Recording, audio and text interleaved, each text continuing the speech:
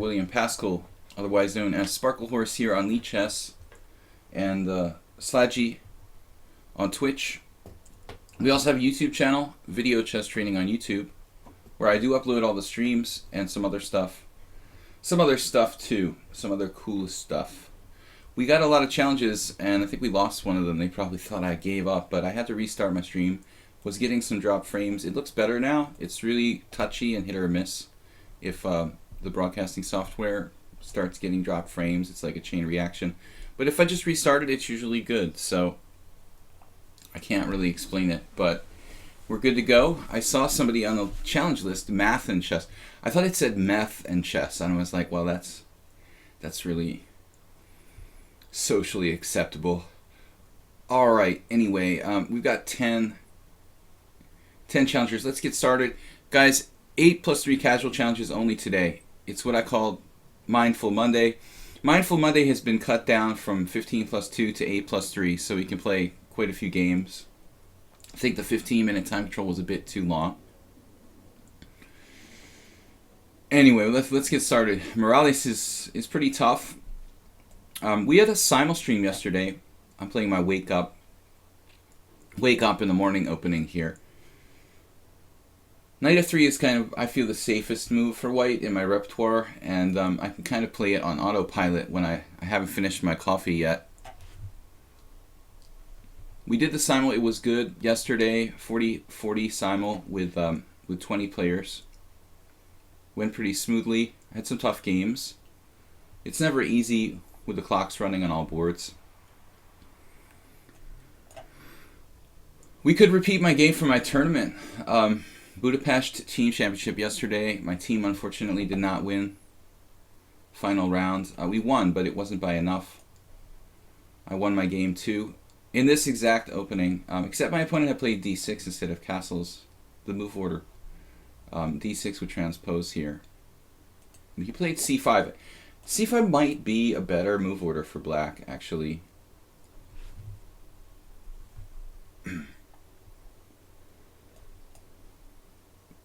Smyslov used to play e3. It's a little more solid for white than d5, which transposes to a kind of Benoni position.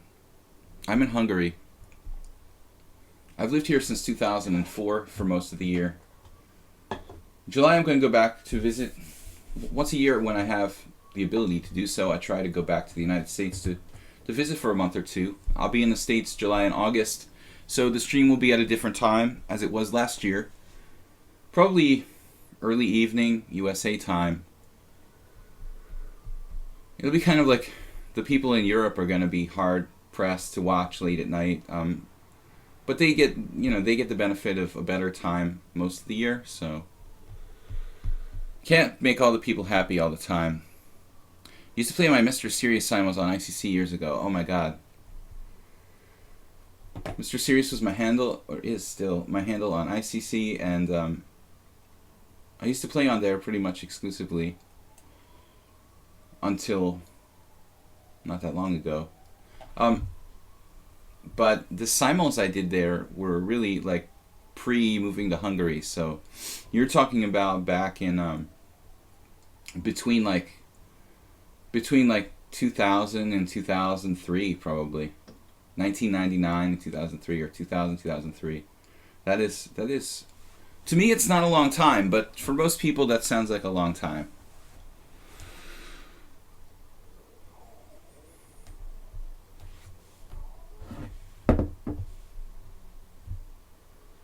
Alright, so Morales with a very ultra accurate move order. Actually, one of the things about this setup, this Smyslov, is good. One of the things that's good about it is that it gives black a lot of room to hang themselves. They can pretty much adopt any sort of setup. But the thing that's good about it is also the thing that's bad about it. Like, black has a million ways to play, and like a lot of them are kind of amorphous. I think that this setup I never thought was especially great for black. Yuri Shulman played this way against me. This ambulance is driving me crazy here in Hungary. Shulman played similarly against me. maybe not the exact same move order. I'm not sure if h6 was in. He wasn't. He won the game, but he wasn't happy with the result of the opening. I mean, it seems like black has a c5, like a Petrosian system with c5 in, which generally speaking, is not really standard, but it's playable. Igor Feigl played for years like the King's Indian Petrosian as black with like c5 or weird c5. Also check Benoni with turning it into a King's Indian kind of positions is possible.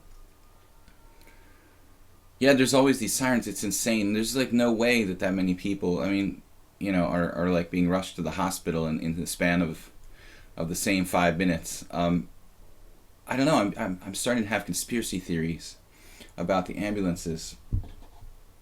Maybe they just keep them running to like fill their quota or something like that. Some kind of. Maybe they're just empty ambulances that these ambulance drivers are just like, doing kind of. This is what I start thinking about in my paranoid, delusional mind. There's just like there's no way like. On the same street, there's this like screaming ambulance every minute. Even in New York City, that's like impossible. So he goes g5, and it's pretty committal, but playable. He's got a lot of pawns on dark squares, as you can see. So we had to restart the stream due to lag and drop frames, but it looks good now, which is pretty much what usually happens. Just want to update you guys. In 9 days, I'm going to be leaving for a tournament here in Hungary. Zalakaros Open. It's a very strong open tournament. The only really good open tournament in this country anymore. There was actually, it's not true, the only regular really good tournament. There was a really good open in Budapest a few months ago, the Spring Festival. But that tournament is kind of hit or miss. Sometimes it's good and sometimes it's not. But the Zalakaros Open is really good. So, Morales does this kind of standard trick where he can regain his piece with this take on e4 and play f5, f4. But there seem to be a lot of ways I could potentially give back the piece here. I'm just trying to think of the best possible setup. I mean, there's also the fact that I haven't castled and I can play for h4. Looks pretty dangerous for black, actually. h4. h4, g4 I'm sort of interested in. h4, g4, h5. Well, we only live once. Let's get creative here. I'm going to try to use my rook to its maximum power. Do you ride a bus to Zalakaros? Yeah, it's not far. I don't think there's a train that goes there. So, if you take the train, you end up like 20 minutes away or something. The bus goes direct. At what time are you going to make simul's when you're in the U.S.? Last year, it was probably similar to what I do here, but in American time, so USA Eastern time. Something like 6 p.m. Alright, so he takes on e4. The other possibility was, I thought, realistically, playing g4. F4 is obviously legal too. But I'm ever so mildly afraid. There's nothing to be afraid of here. I mean, I think this has got to be good for me. Ever so mildly afraid of that move, but that's nothing to fear, I think.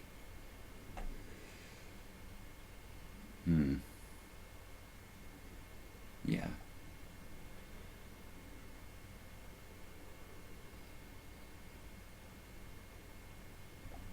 We didn't have to rush with this capture. Actually, I'm on d6 when I take this pawn, so he goes queen g6.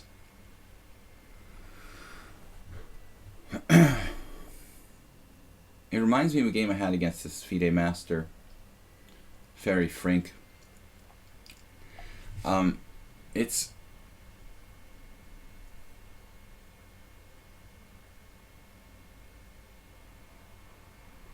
possible to defend my e4 pawn, or my knight, or whatever is on e4 with my rook too. I'm just looking for something here. Maybe there's something better, like rook h5, rook h4.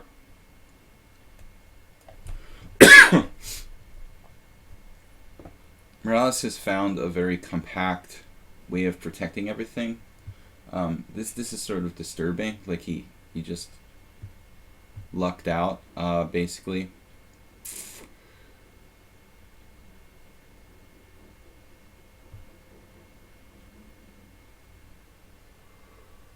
There's even this variation that's really annoying, like bishop d3, bishop f5, knight takes c5. That doesn't work. Because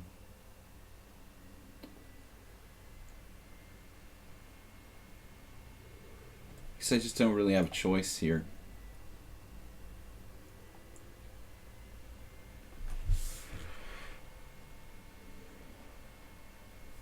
We can't play f3.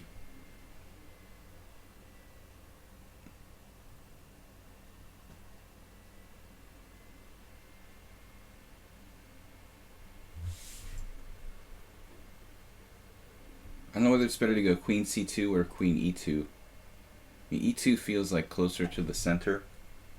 This is very irritating. You know, as if he had this like planned out. Everything just gels for black. I mean, I still don't like black's position because his king is fairly exposed. But it's sort of annoying how fortunately this worked out for him, that he doesn't have any kind of material loss, or when it looked like kind of risky continuation for him, that there's no way he calculated this in advance. I actually challenged for a 7+3. Can we make an exception? Oh yeah, man, I mean, it's no problem. You got a lot of challenges. I mean, I'm probably not going to get to quite all these games. I could see the stream getting down to around Dumb Saint, but I'm afraid that the guys at the end of the challenge list are probably not going to get in. That's the nature of... We do have a longer stream today, though, you know, till 1, so... Maybe I'm wrong. Maybe we will get closer to the end of the line there. So now... Another ambulance is coming. It's just, there's no way, dude, that all those ambulances are... It's impossible. I think my conspiracy theory is right, actually. Like, these ambulances just have, like, a quota or something, and they just take empty ambulances for filling their quotas. But there's only, like, one street in all of Budapest, and I live on it. It is a kind of major street that I'm close to, but it's not the only one. Alright, anyway, my other laptop decided it was gonna go to sleep on me. So knight d7, everything's fine for black. Guess I have to castle queenside. I don't really have another option here. Plus it protects my bishop on d3, which is... Oh, he found b5.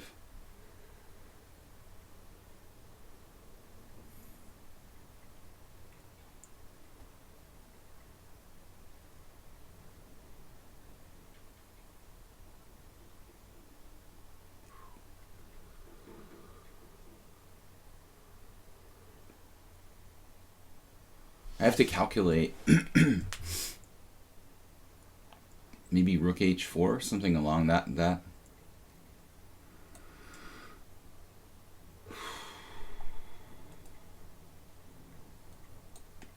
Along that line. I really should trade the white squared bishops, honestly. Excuse me.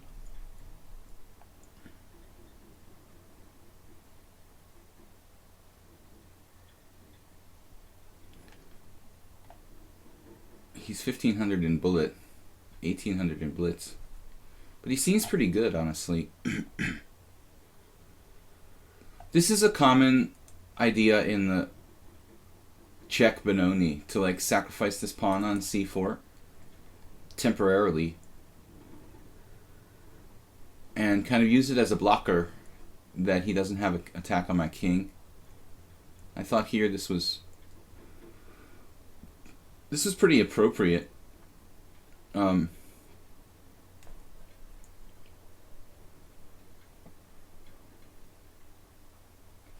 really like to trade queens.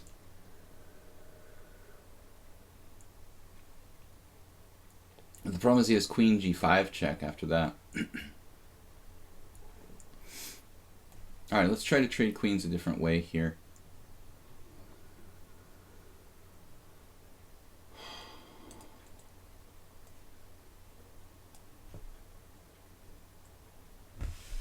I don't know, man. He seems pretty good. I don't know how is he 1500 bullet. Okay, we can't all play bullet. His rating seems much lower than his strength. 2079. He got out of this pretty well, and I think the black is still possibly better. Despite my pieces looking more active, I am down a pawn. I'm not sure if I can get it back. I mean, this pawn on c4, it actually looks kind of difficult to regain that pawn. But this one on c4, maybe there's a chance of picking that one up.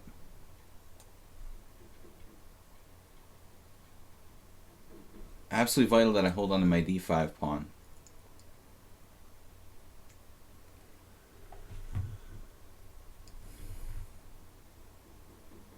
There's also the base of his pawn chain here at d6 that needs monitoring.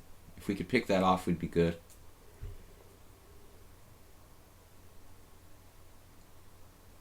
I'd like to transfer this bishop back through f2 over to e3 and attack his h6 pawn. And I actually have to be a bit careful here. Centralizing my king, maybe king c2. Maybe I'm better, or at least equal, even though I'm down a pawn. Because this is kind of an awkward situation for him. I mean, if he plays knight b6, we talked about this before the stream started, it's not a great square. It's not really centralized. In this case, it's blocking his play along the b file, all to guard this pawn on c4.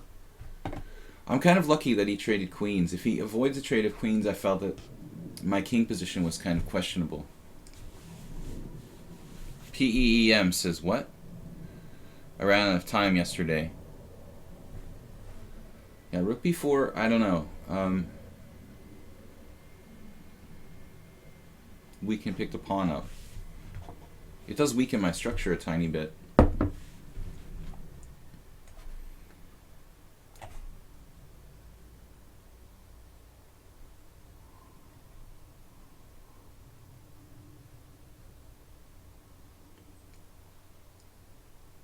Maybe I was too funky with the h4.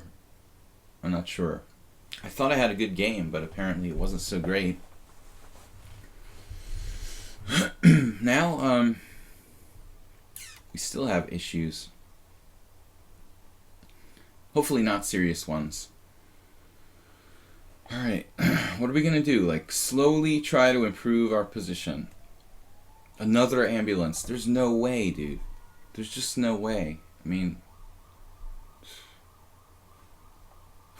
it's like absurd. Well, he find this move. Maybe b3.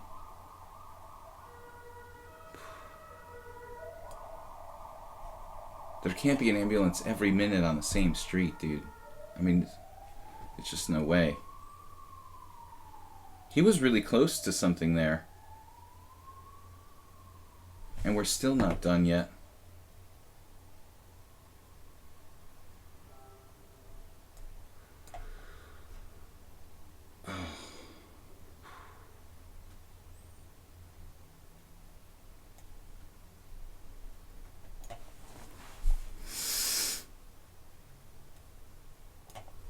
He's faster than me too.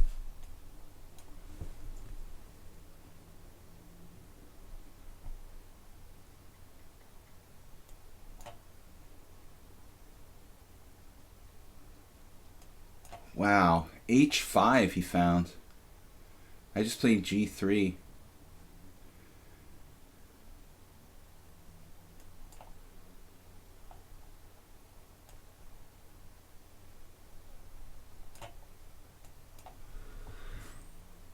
How is this guy 1500 in bullet? Or, jeez.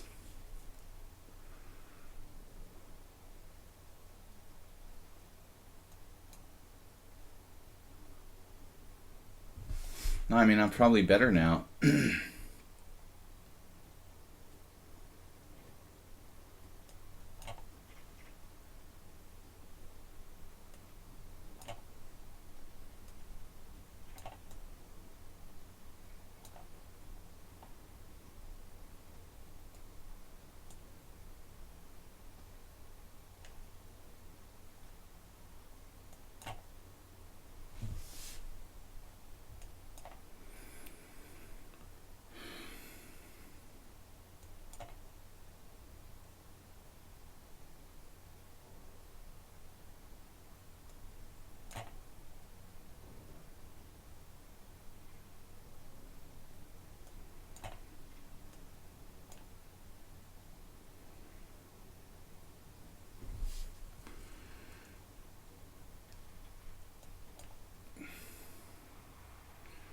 Hard to imagine how he's 1800 in bullet, honestly.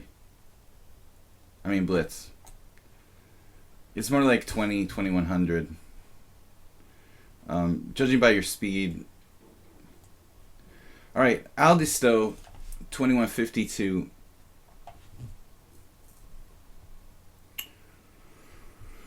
Okay, well that was a fun first game against an easy 1800 blitz player. Let it get a little out of control there. Caro-Kann, I'm beginning to hate that opening. I'm going to play the Sicilian. I tried to play the Caro-Kann, and I try, but it's so drawish and so passive. I have bad results when I play it. I can keep trying, but I was telling a story. One of my teammates yesterday drew with a weak player because he played the Caro-Kann on board 2. I was like, oh man, he's going to draw this kid because of the Caro-Kann. You know, it just doesn't really make sense to play the Caro-Kann against a lower rated player. You know, it's something that you play against like a higher rated player to try to like draw.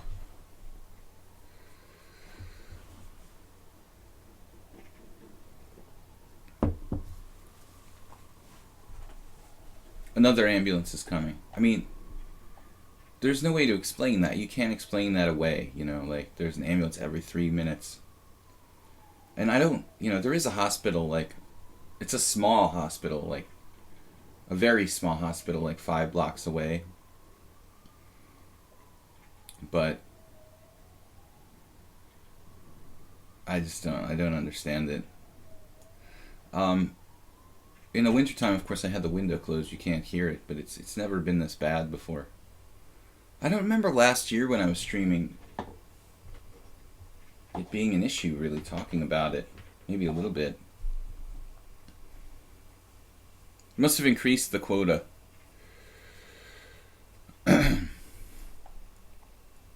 Alright, so we've been here with Aldisto before, I think. Last time, I let him play d4 in a similar type position, but in that sort of game, I think I had already played b6, so I was worried about the long diagonal. I mean, this is pretty standard to stop. It's weird, you know. It's when he plays, it's like it's not a closed Sicilian exact. It's actually in English. You know, come to think of it, I'm not sure if he played this exact move order before. I don't really think about it, but There are other lines where black can play like e6. I once had a game with Prohashka Peter. e6, knight f3, and then white plays like d4.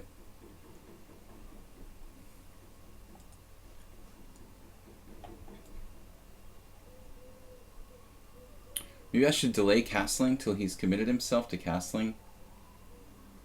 I think I've also experimented with h6, which is interesting but also kind of risky in a way. If I do castle, does he start attacking me as if it's a closed Sicilian with no c4? And what's the difference there, really? All those questions and more can be answered.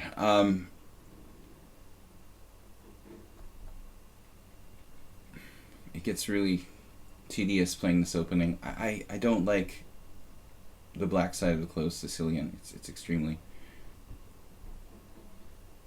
little, very few tactics, locked position, difficult to play in blitz. You really need a lot of time for this nonsense. Anyway, maybe castles h4. What do we do there? f5 or something? It's kind of risky. Yeah, well, it's standard to attack me if he doesn't have c4 in, but here I think it's a little slower. So if he wants to try some kind of crazy attack, there's been a lot of speculation that ambulances are used to mule drugs in Hungary. Well, that may be the case, but you know, I don't think they'd be running their sirens. They'd be like, maybe. Who knows, man? But it's out of control here, and I'm sure that nobody investigates it. It's just one of those things. It would be a perfect front for something illegal. Anyway, off subject. Guys, we're going to be playing all this week. Next week, I'm going to do 2 days of streaming, Monday and Tuesday, and then I'm going to be leaving for the tournament I'm playing in Zalakarosh. As we continue our quest to get the rating back over 2,400.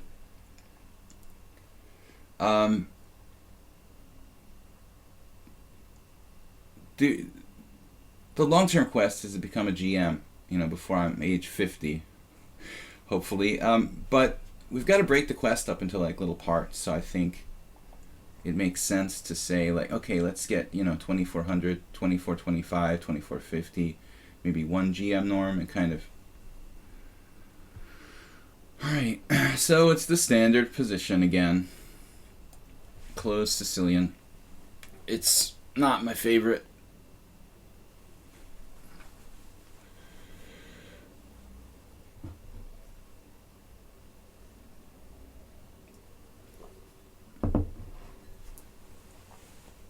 Palinka.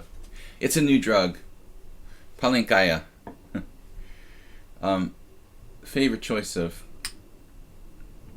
Hungarians the country over. Unfortunately, the homeless don't really have money for that. Well, really cheap varieties. Actually, one of the problems is alcohol is actually not that hard to come by. You see, like, homeless have like unlimited supplies. It's kind of a problem. So cheap are like the bottles of wine you can buy in the store. It's just like out of control. Bishop h6. Okay, you're gonna do that now. And basically, usually what I do in such situations is play e5. This is what Dvoretsky said you should do. Like when they go bishop h6, you close it up and create a dark square pawn chain. We were talking about positions like, I guess, without c4, but pretty much the same thing here applies.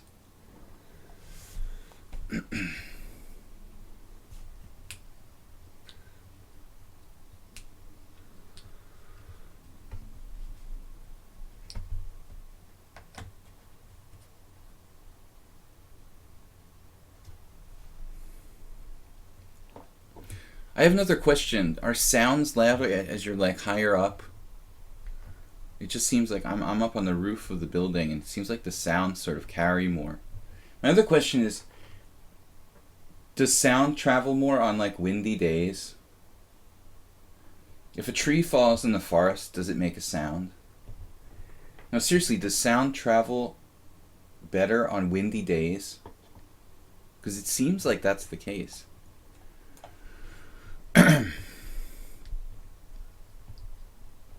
Whenever it's like high pressure and really clear skies, it seems like the sound travels, and it seems like the sound travels better. Just an observation. So here,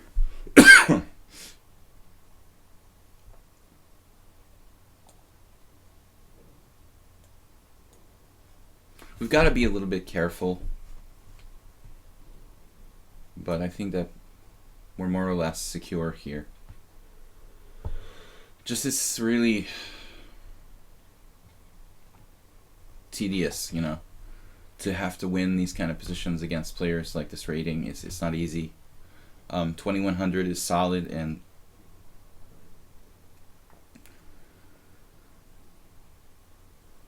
you never want to bother to spend your time like studying the closed Sicilian. There's just too many other more dynamic variations that you have to worry about when you play a hypermodern opening like the Sicilian defense. You're kind of like, well, you put it on the back, like, oh, one day I'll look at the closed Sicilian a little bit more closely or something, and it's not played that often in tournaments. You don't, I mean, I just don't encounter it very often. I can count on like one hand the number of like titled players who have played the closed Sicilian against me, whereas with other variations it's like endless.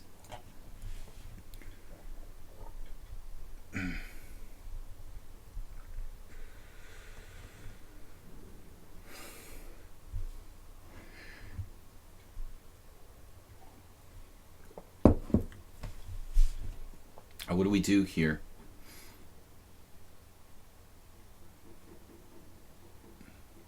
The knight's got to go. It's a question of how do we want to trade it. Do I dare play like bishop e6 and try to take it with the bishop? Then my knight, it's a good knight, but it's a bad knight, you know? I think I have to just take here. So this resulting position now, the c file becomes an issue. And maybe I should play queen b6 first. However, I could play bishop d7. However, queen b6 first is also good.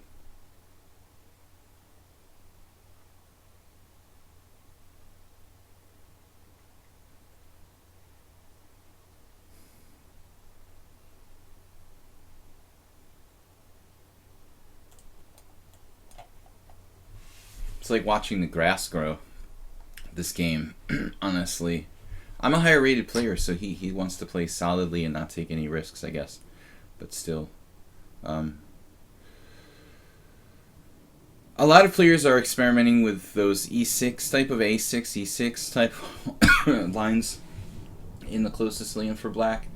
I've experimented a little bit with it, and I've never felt quite as comfortable with it, to be perfectly honest. I've never done quite as well. It feels like the e6 type of setup is leading black into positions where the king side isn't quite as safe as in the fianchetto type positions. So, another ambulance. I mean, it's at this time on a Monday morning, really? It's like the 5th one in like 30 minutes.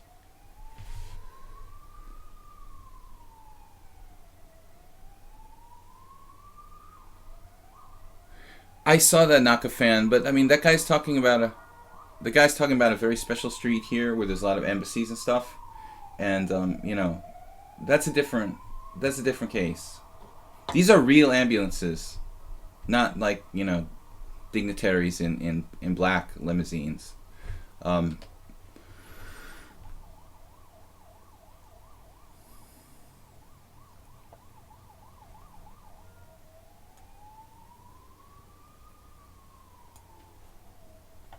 Yeah, I live very close to that street, the Andrashi he's talking about, but That's another story. No, this is like average normal ambulances. They look like every other ambulance.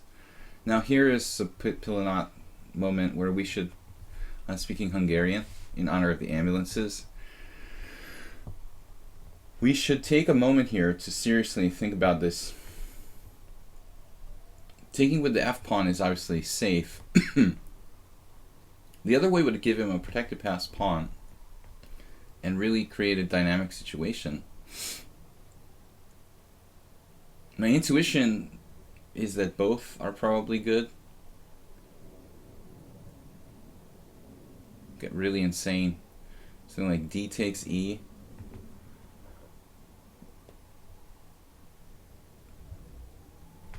Let's try it. Create some imbalance. I mean, I think the other way is probably a draw. This way is unclear, but I still think that holistically Black's position is very good. He has protected passed pawn, but I have a strong pawn chain too. But probably the most important factor is that I can attack his center with f5. I also have the ability to play, let's see, bishop b5 at some point.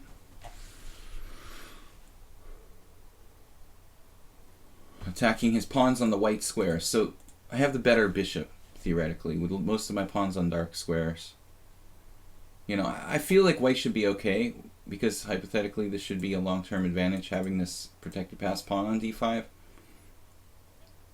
But after years of playing chess, I'm kind of like thinking that it's pretty hard for white to it would be pretty hard for white to more than draw this position, because he's stuck with these pawns on white squares. So here I might have to be. No, actually I'm fine. We got the better king position, for whatever that's worth. It can't really go anywhere. Obviously f5 is an idea.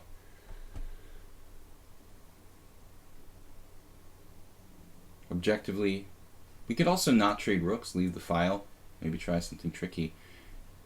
Rook a8. Or just trade one set of rooks.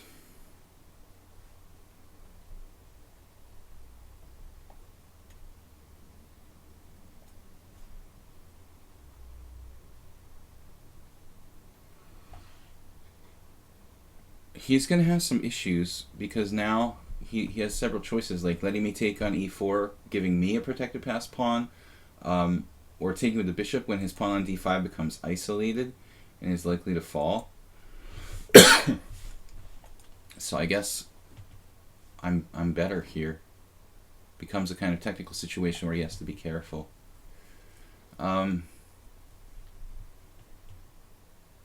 I can't really define my advantage other than the fact that my bishop is of the right color, and I have a good centralized king. King d2 looks like a good move. We trade a set of rooks. I think we're probably winning here. We're at least on a 7th rank.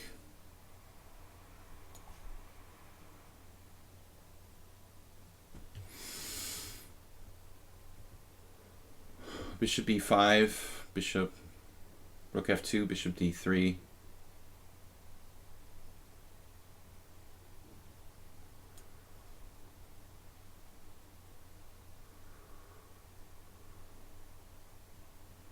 Now we have the protected passed pawn as well, but the pawn's on the correct color.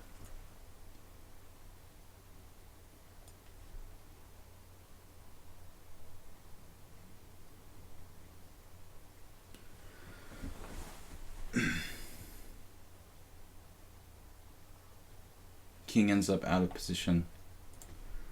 Everything is magnified in the endgame, every kind of advantage or disadvantage.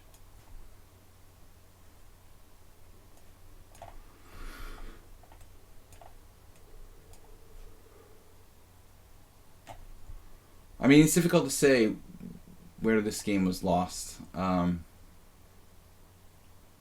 don't know. So now Aura Knight, who beat me in the Simon, a very good game yesterday. We didn't play perfectly, but he played really well on the black side of a Slav.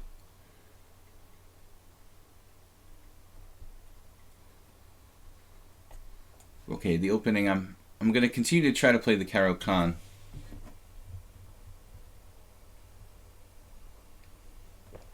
Seraphim said, why not bishop g4 pinning the bishop?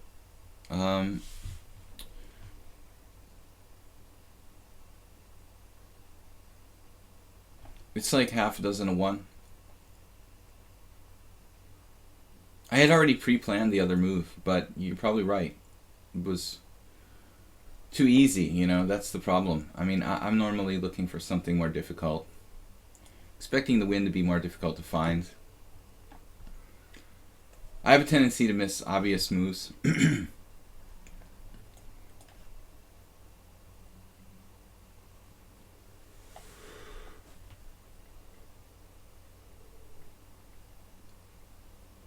Yeah, the stockfish will probably say I made a mistake, but I mean, a forced win is a forced win. Either way is probably winning.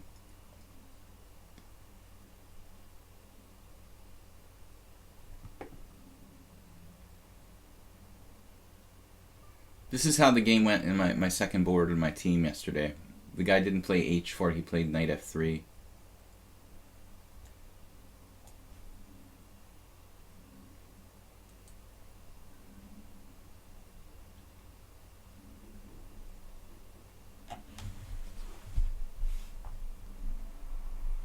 Excessive use of caps. But I do have that in place because when people start spamming the chat and stuff, it gets really annoying. Sorry for those of you that get temporarily timed out or something. But it is beneficial to prevent people from like spamming the whole screen and stuff like that.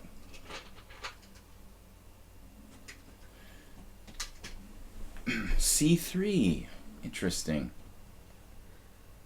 This could still transpose to something similar to our second board's game yesterday. I don't know what's up with c3 that early though. It's kind of an unusual move. I guess we'll just... Ignorance is bliss. I'm just gonna like make the normal move. Anyway. I'm just afraid that the Caro-Kann is just not dynamic enough. Having played the Sicilian... I mean, I've been trying to play the Caro-Kann since I was 1700. But it's just like trying to fit like a square peg in a circle, in a, what do you call it? A round hole. I guess I just, you know, really rely on like playing kind of hyper modern sort of counter-attacking chess. Well, Larson played the Caro-Kann. I guess I just need to stick with it and play it better. One of my biggest problems in openings has been like not sticking with things. So like the c3 Sicilian, this is the exact line the guy played yesterday. I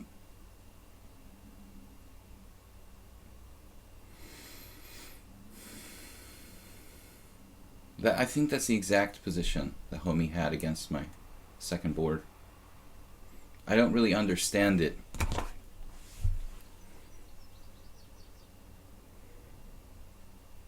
Yeah, it's like he looked up the game in the database or something, and as a joke, he thought he'd copy my second board's game to be funny. I think this was the exact position, if I'm not mistaken.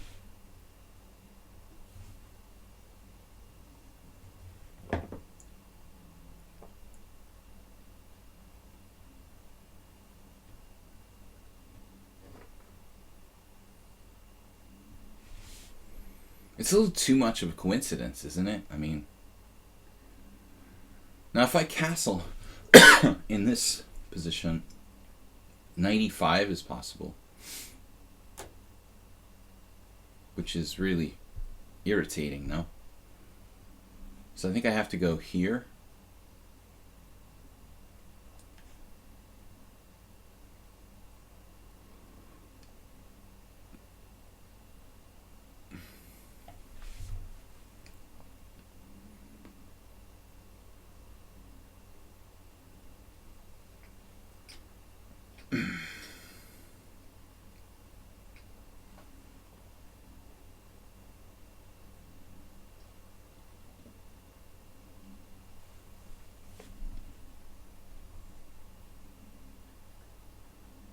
That's strange.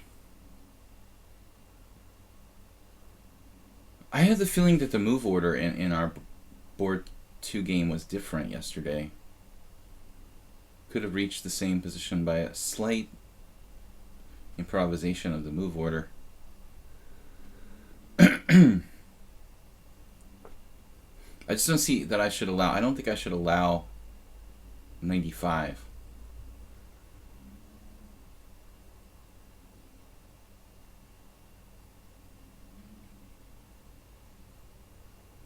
It's funny because if you play bishop g5 castles, bishop takes f6, knight takes f6, knight e5, it's a direct transposition to our board 2 game yesterday. I'm just not sure if that move order...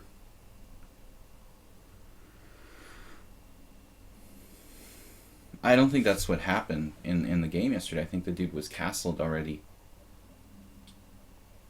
Juhas Armin was castled with black. It seems like a really kind of harmless variation, but maybe not completely harmless. It also doesn't give black a lot to do, you know, like nothing to bite on. What happens to Soronche? I don't know, man. I don't know. Okay, this is a weird move. Like he's trying to play knight d4.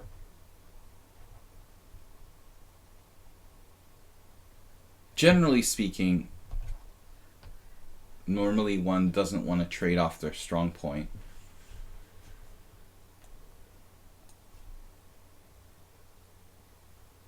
You know, you would think that theoretically this doesn't change the position drastically, but should actually help black a little bit. There's a weak square on d3. If I get,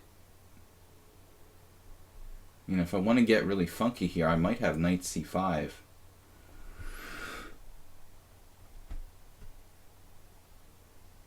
But what am I threatening, you know? I mean, I'm forgetting about my development and stuff there. Looks like a recipe for disaster, so we should castle. And the d3 square, you know, we can try to exploit a little bit later down the line. Another ambulance. That's the 6th one in 40 minutes. It's hard for me to believe that... I mean, there's so much corruption in Eastern Europe, actually the whole world, but particularly here in Eastern Europe. It wouldn't surprise me if there was ambulance corruption. Alright, now, it's tempting to play knight c5 and all, but am I getting led down the proverbial garden path here? Maybe it would be better just to play a more fundamental move. He actually is threatening knight c5, knight d4. Sort of. Threatening knight b5. I'm going to have to play a6 at some moment, it looks like.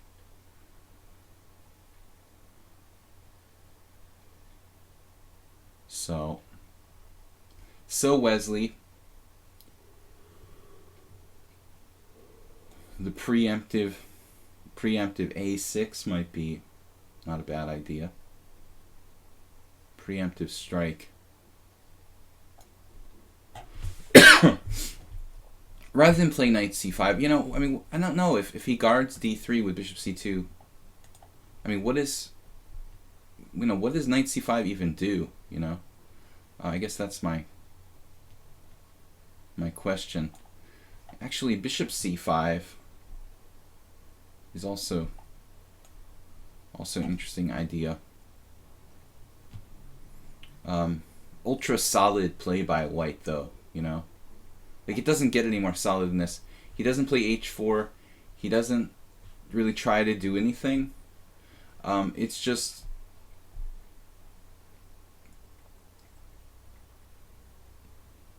uber conservative. Okay, now knight c5 starts to look interesting.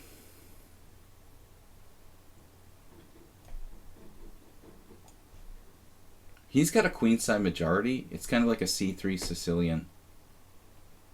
You know, in the end game, on the one hand, he could create an outside passed pawn. On the other hand,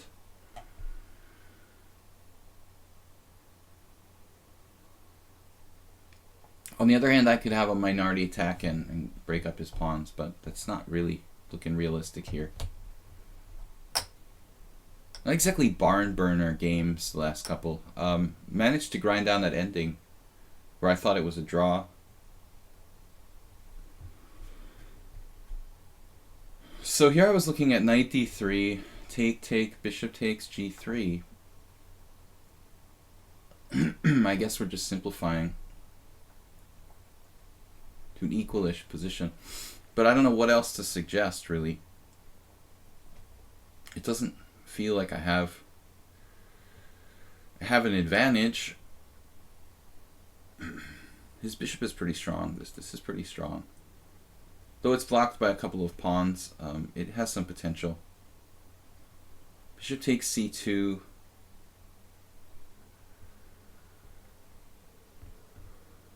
If I did play knight d3, we could play like knight f4. Another ambulance. It's impossible, dude. There's definitely something going on there. Something weird. Knight d3, bishop takes d3, bishop takes d3, queen takes d3, bishop takes g3. I have control of the open file for the moment. It's not too exciting. But I am threatening knight f4 and knight takes b2. That's not really a threat, though. Bishop takes g6. The main idea is knight f4. You know, it could also just be a matter of getting control of the open file. I don't think it's going to make a big difference, though. I think this is equal, objectively. I don't have an advantage that's significant. He doesn't have an advantage. At the end of the day, it should be about equal.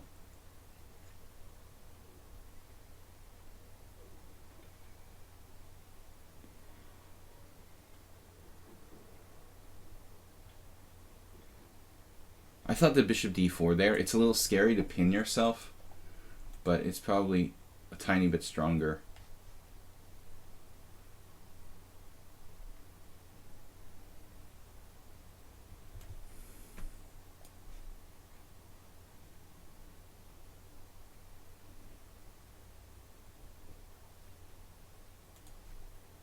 I'm gonna offer a draw. I think that I'm a tiny bit worse theoretically, so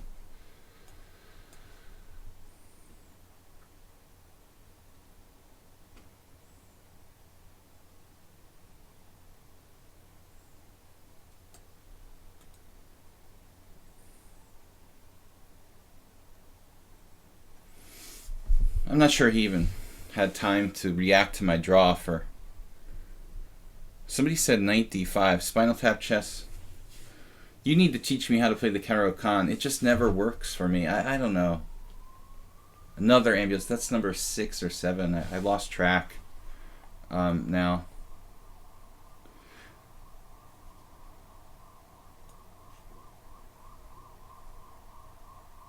Six or 7 ambulances in 1 hour.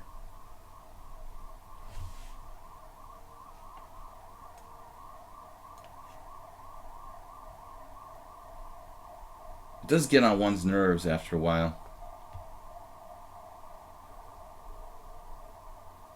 And on a Monday morning, really? There's like 7 ambulances in the same place? Maybe it's ambulance training or something. You know, I never thought of that.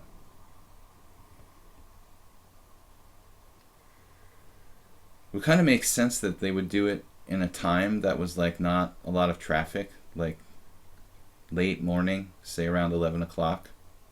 Maybe it's like ambulance driver training. They have to practice somehow, right? I mean, it would make complete sense. Oh, if I go knight, you have that. Better not be in too big a hurry here to make a quick draw. I've got to watch for tactics too. All sorts of nastiness.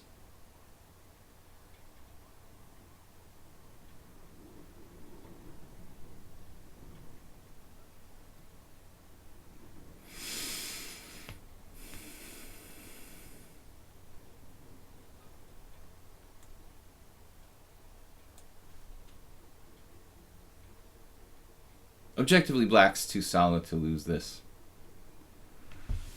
Spinal tap.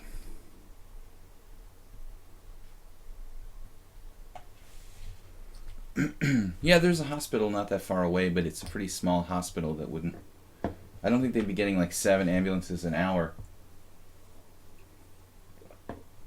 I really thought he was going to play queen c4 there, and I was going to play rook d6.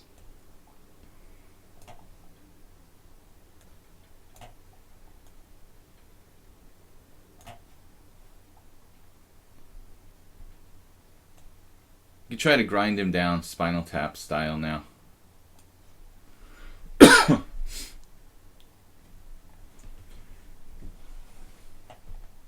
Caro-Kann, the ultimate winning weapon.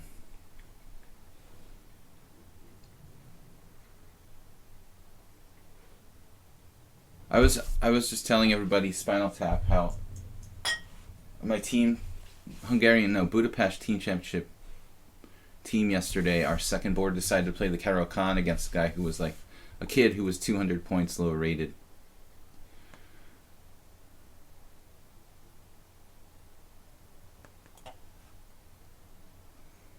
You can guess the result.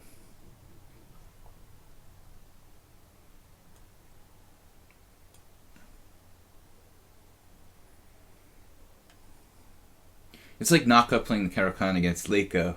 I was joking about that at the European, I think it was European Rapid Championship a few months ago. Talk about a bad choice of openings. I don't want to make a concession here. I already offered a draw, and I don't like offering too many draws one after another. It's not really correct. Now I don't know if this is a new ambulance or an old ambulance that I'm hearing.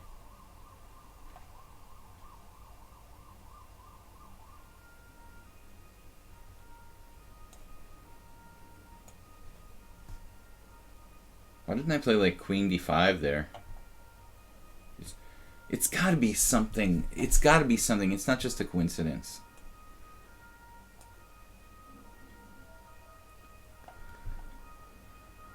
He actually has this set up, so he has some tricks here.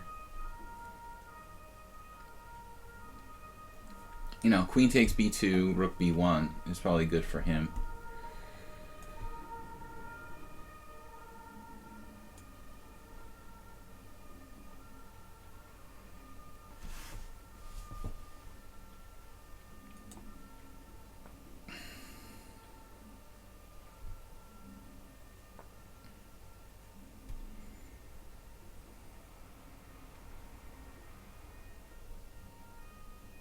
Yeah, this is impossible, dude, that this is coincidence. There's another siren.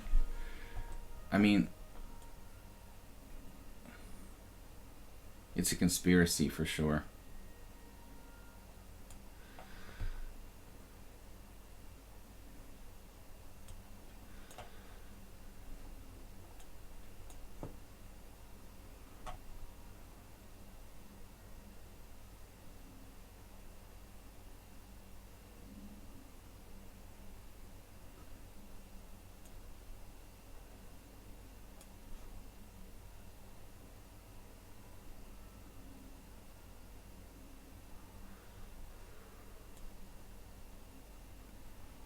So I have to be careful here.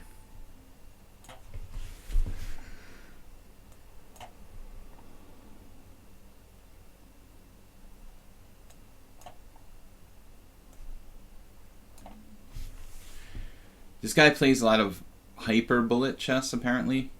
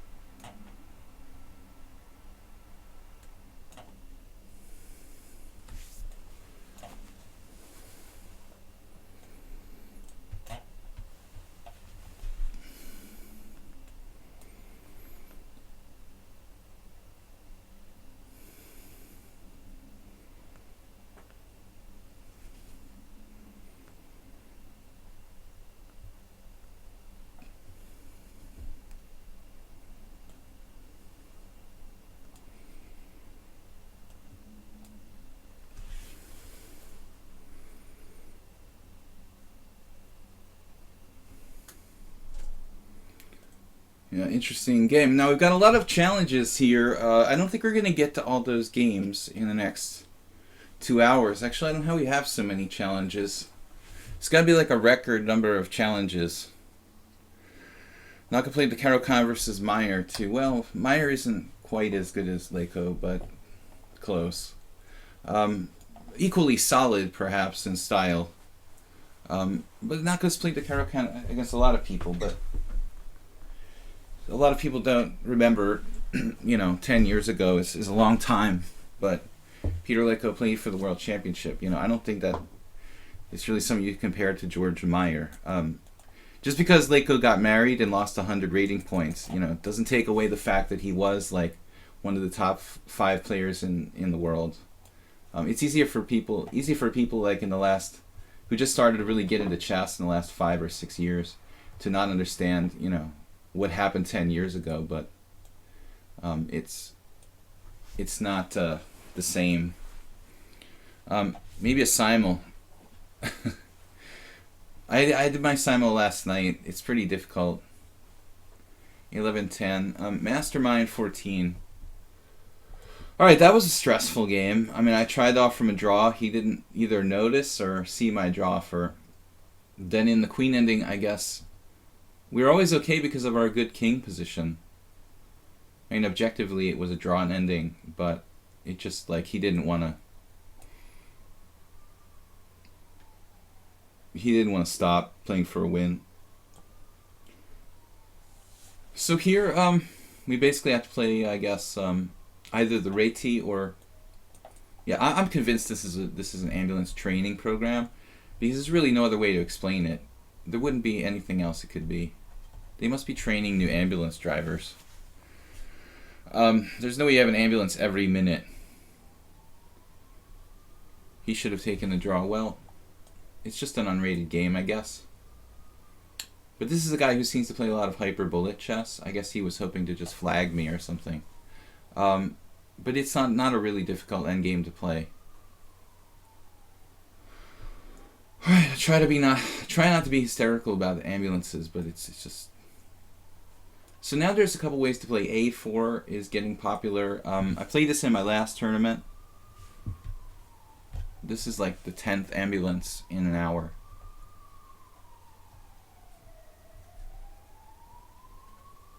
It's very strange. Like, who's going to investigate corrupt ambulances? I think there's like a pair of them now.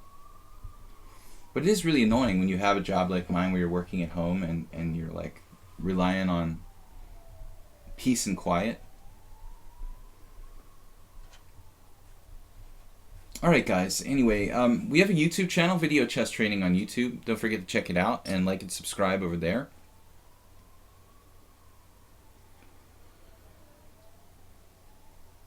Yeah, I mean, sometimes I think exactly like there was a terrorist attack or something, and I'm like, I looked at news, oh no, nothing happened.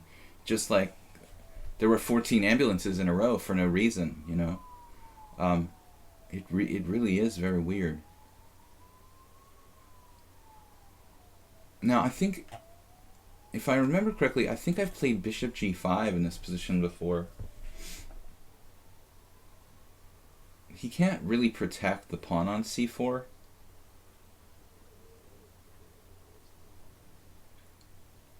Although there was a game that I remember went like Bishop G5, Bishop C6 here online.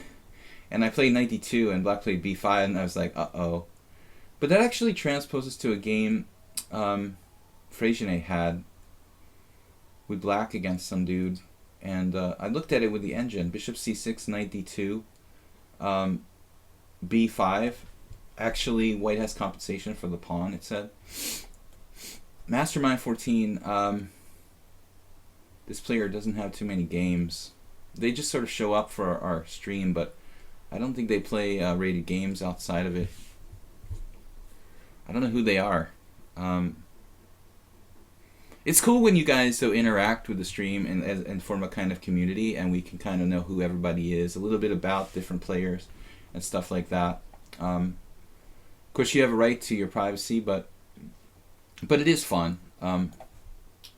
when we get to know some of the players we're playing against here.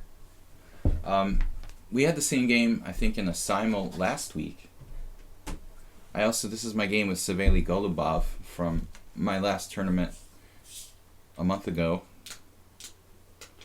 Queen c1 is pretty rare. Queen d3 and queen c2 are the main moves. And now Mastermind played knight on bd7, but there are a couple moves there. I think a5 and knight c6.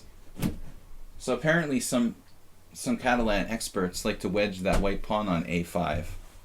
So that's the question and reason why some people have gone to the lengths of playing like a5 here for black. Blunder Knight, Constant Change, what's up? Yeah, Constant Change, I noticed you're always late lately. Well, our saying was always, early is on time is late, and late is inexcusable. I live by that. But it's impossible to never be late, obviously. Knight on bd7, it appears fairly solid. It's not as combative as, say, knight c6, knight b4 type of ideas. His bishop is a little unstable here. It could get, dare I say it, trapped.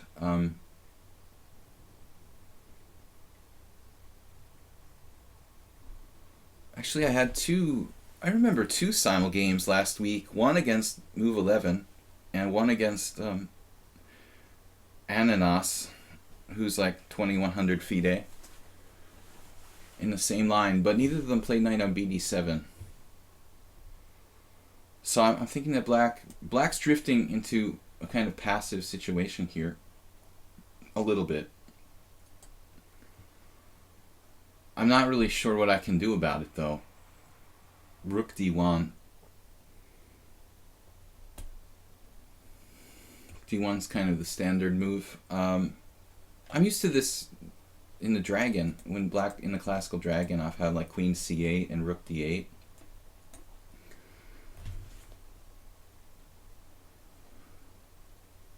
India must have several time zones, no? It's a pretty big country. How many time zones are there in India? Let's see, knight to d5. I was also a bit concerned about knight e4 there. I thought that... No, knight e4 loses a pawn directly. I just take and then take on e7, take on c7. And I'm up a pawn with not that much comp for black. This way he doesn't lose a pawn. He is losing control of the center. I could play e4. e4, knight takes e3, bc. Bishop takes g5. Knight takes g5. It's a little awkward for me. And my knight would have to go back through like h3. But I've got a big center.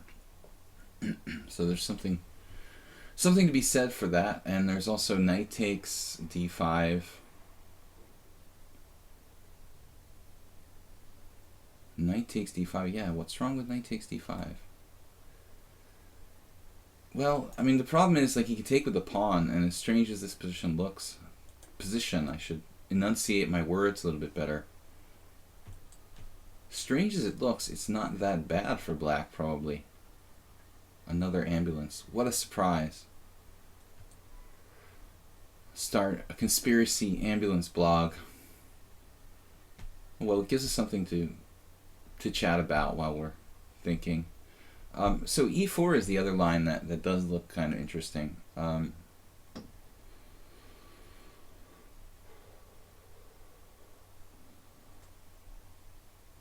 But am I just... I'm full of crap, basically. I'm analyzing e4, knight takes c3, b takes c. He just plays bishop takes e4, and he's up a pawn. Alright, never mind. That was a fantasy line. Thank you, Proxima. It centralizes the bishop and wins a pawn. Yeah, good call. There's 4... What? We didn't get an answer on the time zone question. He said it's hot, 40 centigrade. Wow. Nice. It's like desert. He took back with the bishop.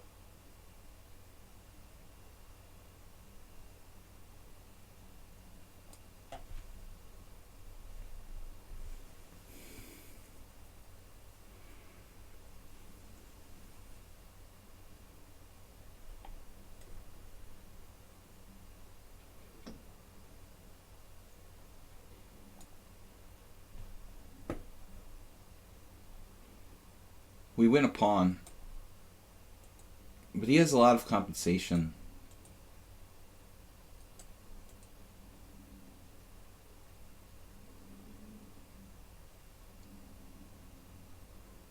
I think the real question is which way I should go with my queen. They're equally bad. Like queen a5 and queen f4. I guess queen f4 makes more sense. It's more centralized. It also controls e4. So we should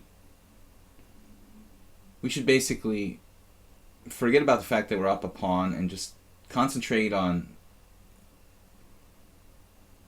having better control of the center, you know, and trying to get something from that. I mean, forget about the extra pawn. It's probably going to fall anyway. There's only one time zone. Wow, that's surprising. You would think there would be more. On the map, it looks like massive. I mean, if the United States has like 3, how many time zones? How does India have only 1 time zone? That's hard to believe. How does that work? Well, now we've got d5.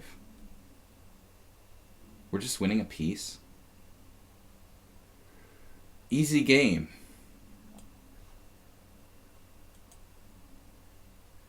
Can't be that easy. Who got a nasty trick? Chess is an easy game. Actually, he has multiple problems. It looks like he has queen e2, but it actually loses to rook d2. Rook takes d2, queen takes d2, queen takes d2, knight takes d2, and bishop defends, pawn on d5.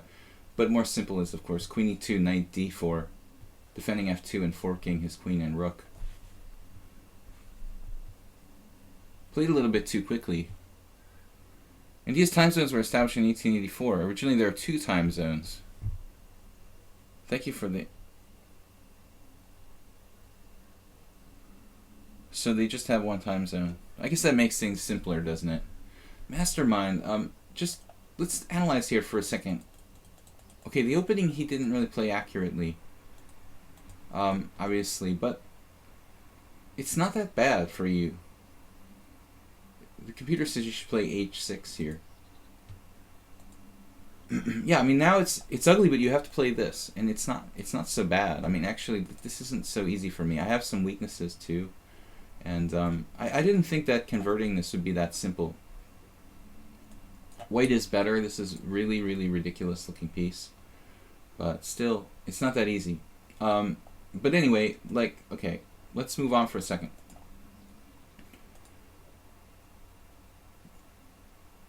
Yeah, it doesn't seem like you have quite enough compensation. This is an interesting move. Queen here. Some compensation. Okay, stop try-harding. This is a player I have not played before. It's okay. Normally, I don't like to play people who are under 50 games. I'm not sure if he's even here, but we will find out. All right, I have to go first, right? Let's play e4. Let's make sure there's no rated challenges, guys. Just casual. My rating's already low enough. I'm like an embarrassing 24. No, classical's all right. It's the blitz rating that's low, like 24.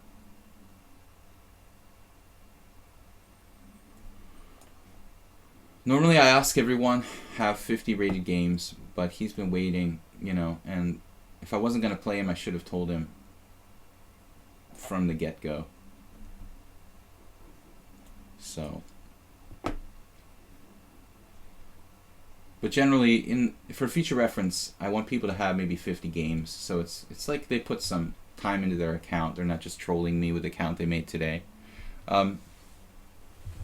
Stop Try Harding is Magnus's. I see. I thought it was familiar.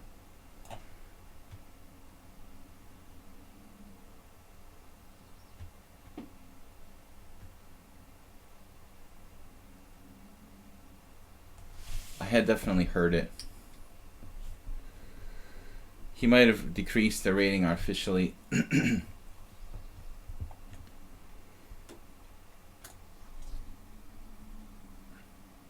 Decrease the rating? They only have 30 games. How much could he increase or decrease it? He hasn't had time to like artificially modify his rating yet. This looks like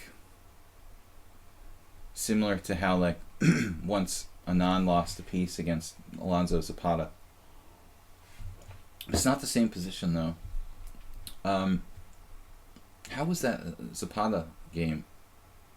You guys know the game where Anand lost in like 6 moves once? I don't remember, but I lost to Alonso twice. It's not so easy. He's always white against me, and Anand too. Particularly dangerous with the white pieces.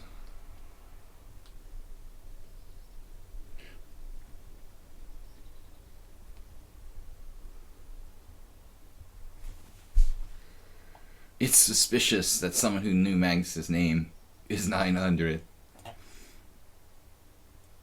You guys are worse than me with the conspiracy theories.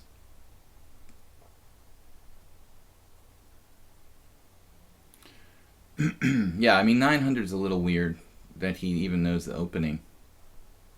The Petrov. This is kind of an obscure variation. I mean, what's going on here? Knight takes e4, d4, bishop f5.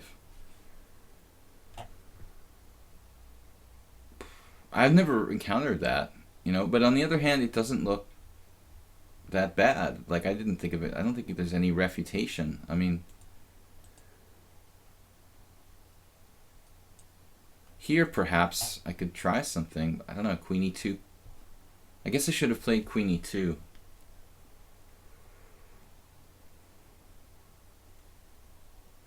The thing is, after queen e2, queen e7.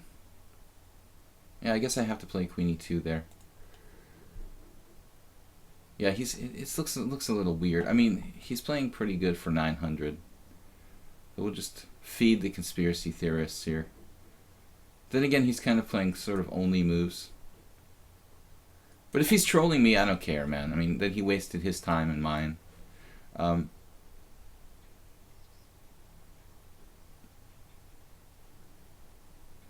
You know, worst case scenario, it's a guy trolling me who's like using a computer, or he's a master pretending to be a 900, and he's gonna waste 20 minutes of my life. I mean, if that's the case, that's the case. It's not 900 so far. Obviously, he's playing the opening very well. Looks about equal. I didn't get too much here. Takes, knight c3, takes. Wait a second here. Maybe we are better.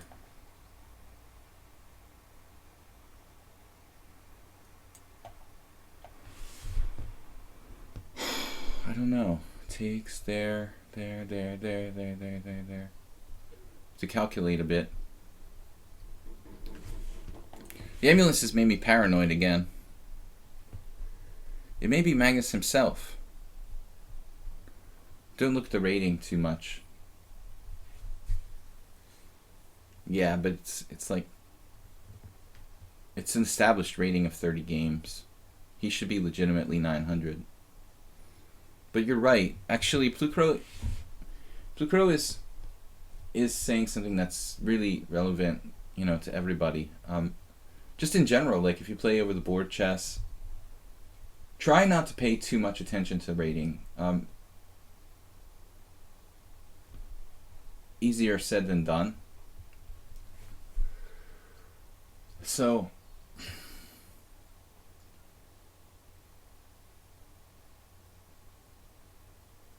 the first line I looked at here naturally is like bishop takes e4, bishop takes e4, bishop takes e4, knight c3, bishop takes f3, knight takes d5, bishop takes d1, knight takes d7, check, and rook takes d1. And if that didn't work, nothing else will, right? It works, right? I just take, knight c3, takes on f3, takes on d5, takes on d1, takes on e7, check. Pick up that guy, take back on d1, and we're a piece ahead, right? We're work.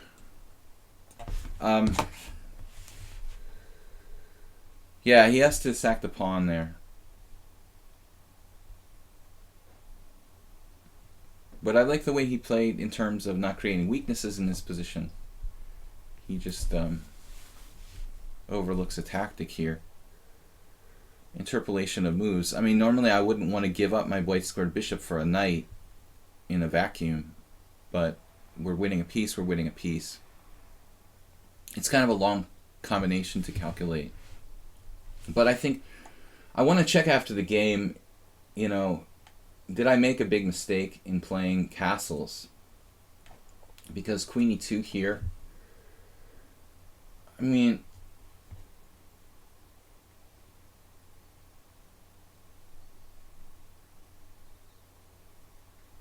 I forget how Anand lost a piece in 5 moves against Zapata, but it was a very similar line with bishop f5.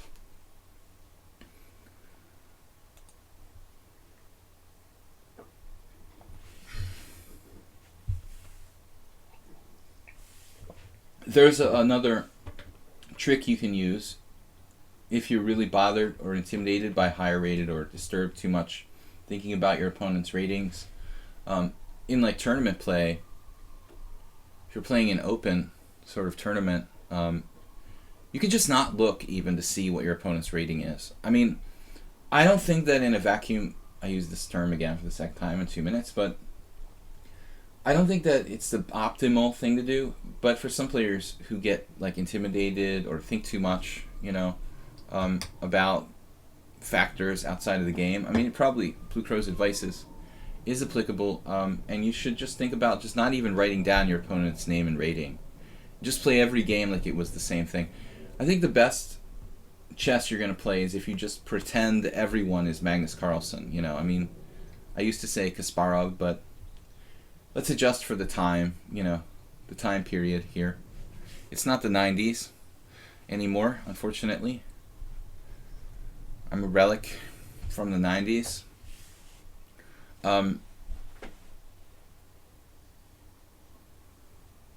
Generation X. But no, seriously, it was funny yesterday when I played in the Hungarian or Budapest Teen Championship. I'm playing some older guy who I never met. Like, despite the fact that I've been living here since 2004, and despite the fact that I actually have played in Hungary as far back as 97, 96 even in a tournament in Lake Balaton. But I never played this guy, and he's a FIDE master, and I didn't even know his face. I know almost everyone. And so I thought he was just some total random. Like just some 2000 player, you know, with no title. And he didn't know me, I guess, you know, because I haven't been very active lately. And so he didn't even write down my name. And I wrote down his name, but I misheard him, and I was like, made him repeat it. He seemed kind of irritated when I asked him to repeat his name, like, I don't know, I should know it or something. But so I think I'm playing this total random, and he doesn't know who I am, you know, so he probably thinks I'm playing like board 3, which is like, I never play that low on this team. He probably thinks I'm a random too. So then I saw him like go over to the arbiters table and like check to see. I was kind of trying to judge like what his reaction was. Another ambulance. I think we were both surprised that the other player was a titled player. We both be expected to be playing really weak opposition.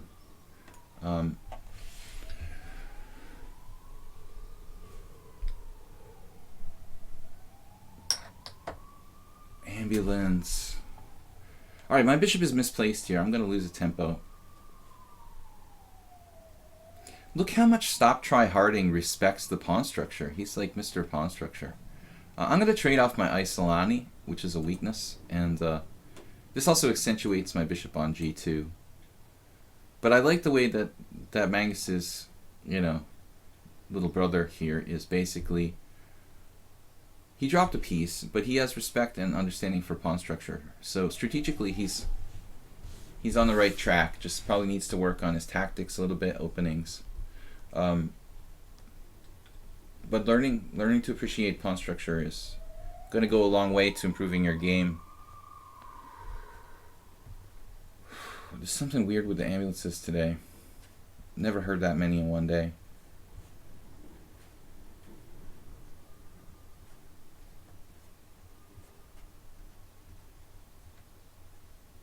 Alright. Stop try harding. Try hard stopping.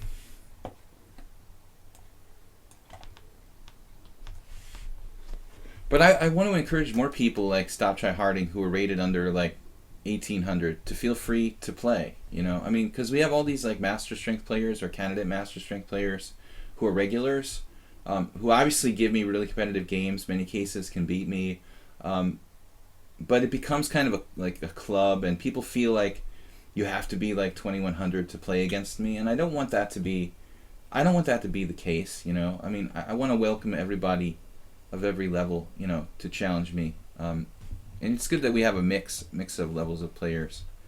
But let's just check that opening, okay? Because I feel like I did something wrong here. Let's see. Yeah, apparently this is just a really, really rare move, played by Marco Srebrnic and Roberto Aloma Vidal. Wow. But it doesn't lose by force. What did Anand do? It's a good question. I don't remember the Anand game now. Oh, Juri Zurko. I played that guy. Alright. Juri. So this is where I was thinking about Queen E2. He can play D5. He doesn't have to play Queen E7. It's kind of why I rejected it. The computer says C4. Okay. We're streaming till 1 o'clock today. A little bit of a longer stream, guys. I know that he has a sister.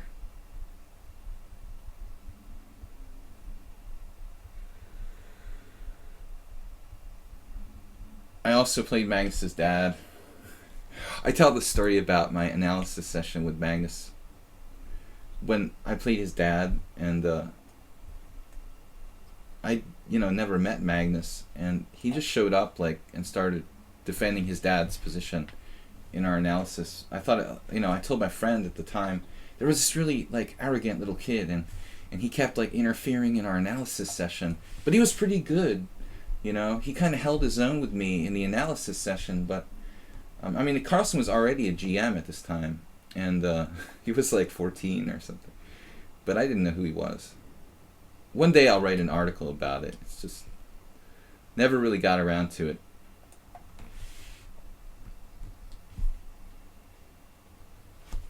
On the opening library, the good move is set at knight c6. Knight c6 is not really a good move either. The normal moves are d5 and some other obscure moves. Bishop e7 probably. Bishop f5, very rare. I still can't remember how that Anand game went. But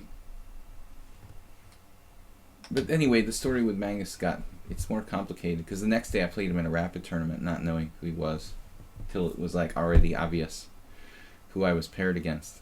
One day you'll read it in a magazine. I've already told the story before, though, and I don't want to bore everybody who's already heard it before.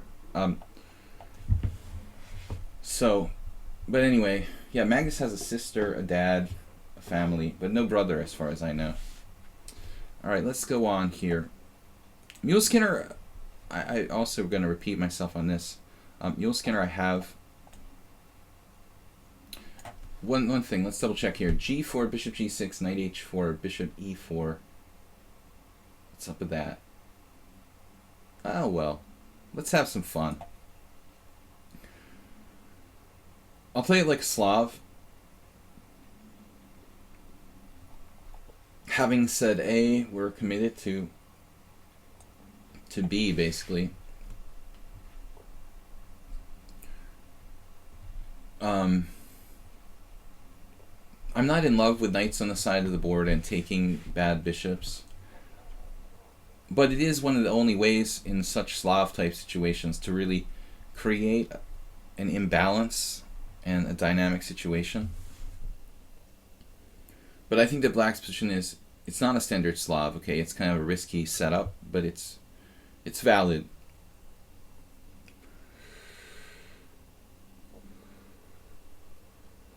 Okay, most strong players tend to be arrogant. But Aronian, I mean, is a pretty cool guy. You know, everybody's probably arrogant who's 2800. I mean, it's pretty hard not to be. People, like, bother you constantly, and you have to kind of develop, like, a sort of defense mechanism. You know, you, like, imagine you're, like, so famous, it's like being a Hollywood star. Not quite, but it's the same effect, you know, that, like, even, like, good people tend to start to develop this defense mechanism that, like, don't bother me, you know, please, like, I mean, Levon was really cool. Maybe he became arrogant, I don't know. At least before he was famous. But he has a good reputation. As far as Magnus goes, I don't really know him personally, other than interacting with him, you know, on those 2 occasions. You know, but again, I think that anybody who's that good is going to have to develop a certain amount of arrogance. Anand is apparently, you know, probably the most friendly and social and non-arrogant top player.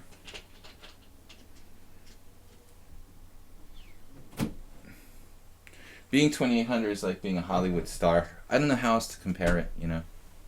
Not exactly, but, you know. Somehow, I feel like chess players deserve to be more famous than Miley Cyrus. Although in most cases they're not. You know, I don't really care if Miley, you know, stops smoking marijuana for 3 weeks. That was in the news today. Alright, knight takes g6.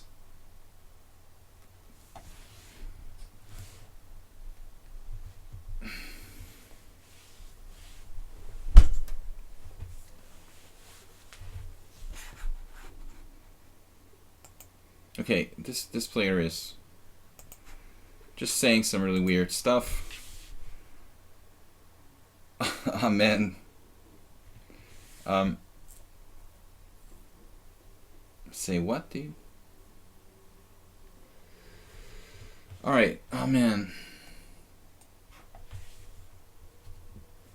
Okay, people, you know, I don't follow pop news, but it just popped up on one of the websites I was getting my email from or something.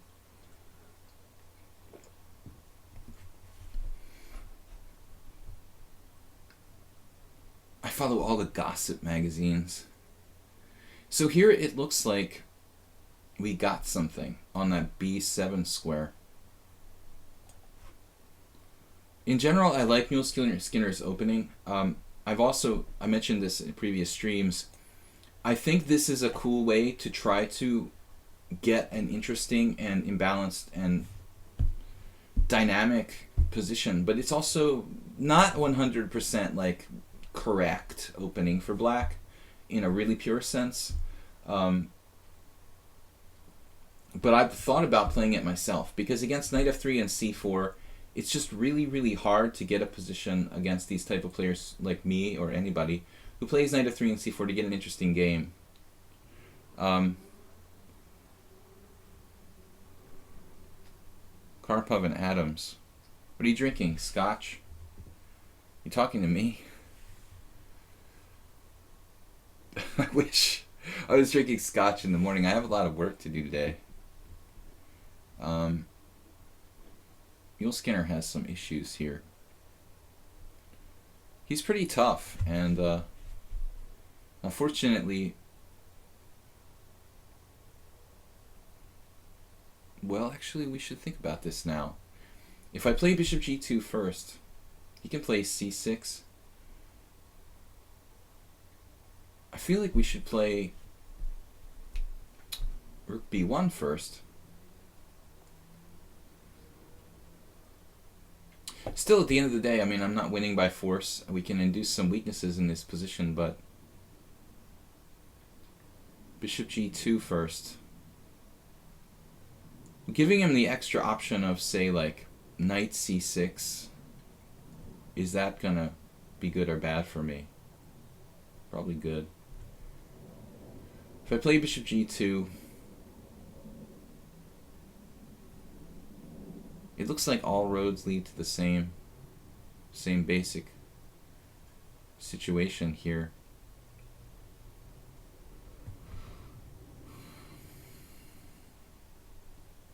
Maybe I'm better off not playing rook b1, because then I can use my rook to, like, lever this pawn down the board.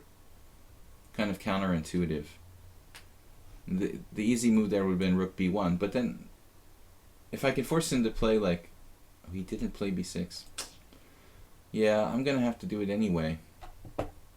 I don't have to do it, actually, but I really should. Induce further weakening. Oh well, I thought I could just, like, save time and keep my rook on a1. We forced him to make a lot of weaknesses, but it's still not that easy for me. Try to do a4 anyway. Still, his position is pretty defensible. It's kind of ugly and somewhat passive. Maybe add something more dynamic there. a4 feels a little slow. What are my other options? c5 I glanced at, but it appears to just, like, lose a pawn. And really I should ultimately castle. Got a5. a5. Is there anything to a5?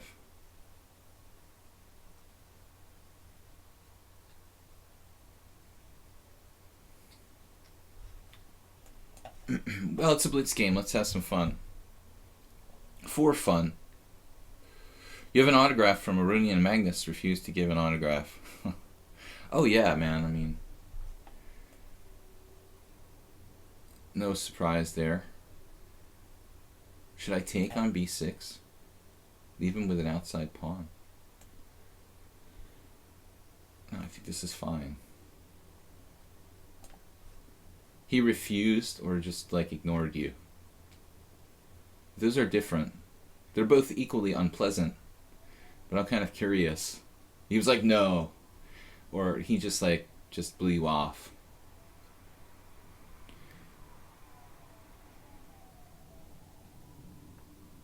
Equally disappointing, but slightly different. Because when we say refused, it sounds like he was, like, shaking his head like, you know, not today.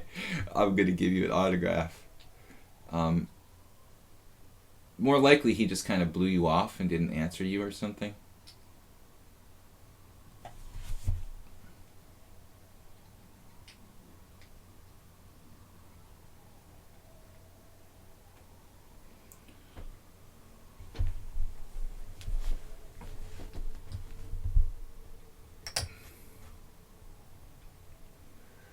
Yesterday, Aura Knight said he wanted wanted me to autograph his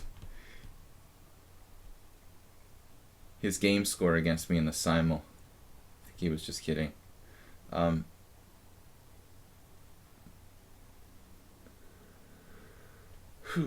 right, this is getting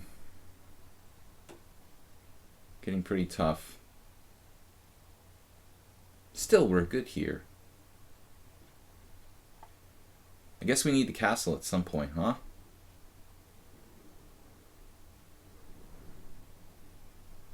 You have to be a little bit careful with the extended Grob formation here on the king side, but I mean, Mule Skinner's not exactly in the most aggressive formation.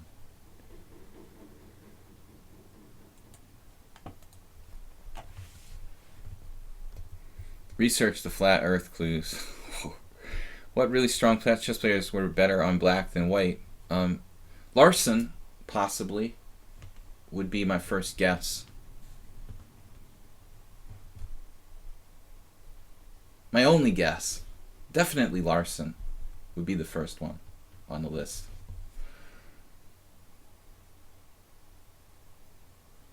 That's the only one that really comes to mind.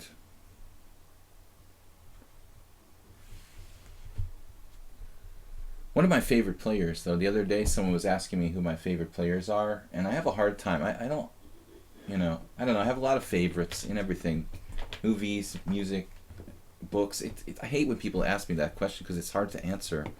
And they were asking me, like, who are my favorite chess players? I mean, it is kind of a tough question to answer. Wait a second here now. We have some issues with bishop a3. Would be nice strategically, but I'm not sure it works tactically. If we take first, how should we do this?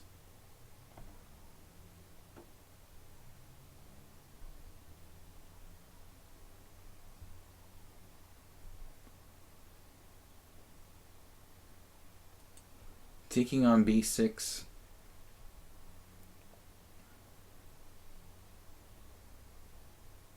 There's always going to be some issues when I try to play this. I mean, this is just going to lose a pawn. Knight takes b6. No. Not so easy. Alright. Mule Skinner playing like a pro. The structural system. Knight takes queen a5 seems to be okay for me. I'm a little surprised he did that, honestly. I think it might be a concrete mistake. Kind of materialistic or something. Like, why not just take with the pawn? I mean, I think you had a good game there with a very solid structure. So unless I'm missing something, it's kind of like, why ask why? Why play knight takes when you could play pawn takes? I mean, you can win a pawn here temporarily, but your structure is like kind of grotesque. You know, is that a pawn worth winning? Like d takes c? Pawns all over the place. King d7. Whoa. Definitely that didn't enter into my calculations. Super crazy, bizarre situation. Threatening knight takes c4. Now, this is not a move I really calculated, obviously. e4. So I think I have to take.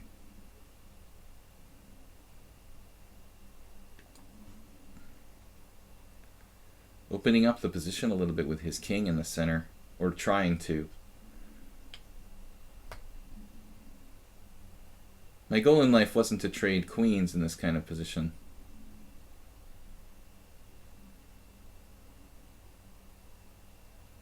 Now we finally have our bishop a3.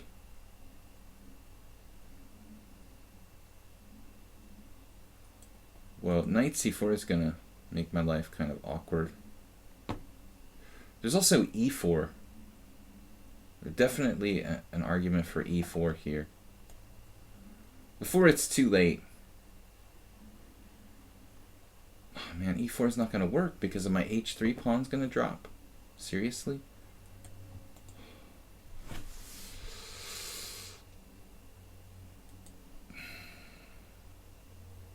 Then I guess I should just play bishop a3. I don't know what else to suggest. If we lose a pawn, we lose a pawn. I could have played rook a1, actually. Maybe that wouldn't be a bad idea.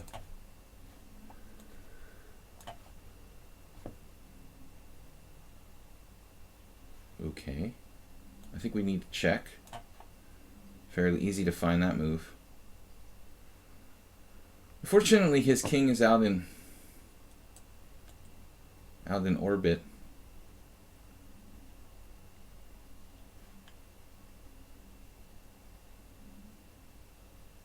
Outer orbit.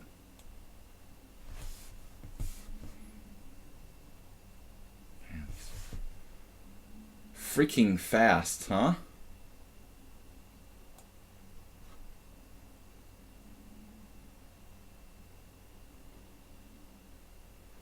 Now, at some point, I would have liked to have played e4.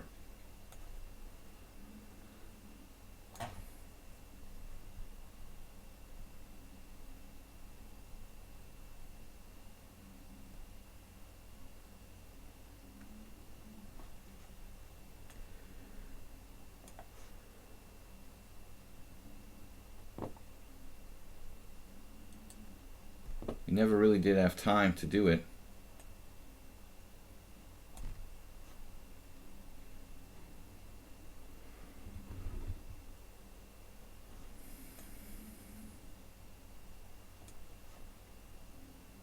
Knights or bishops?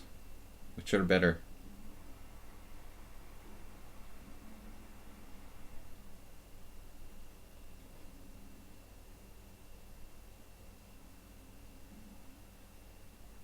Oh. Oh no.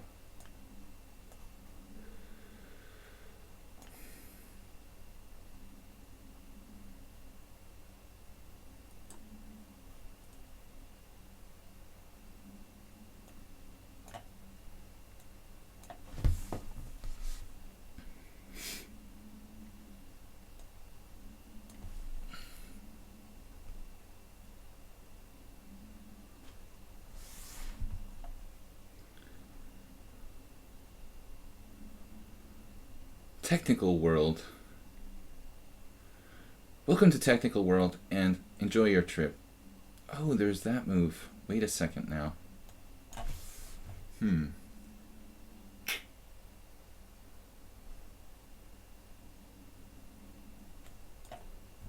About to lose on time. That's always good.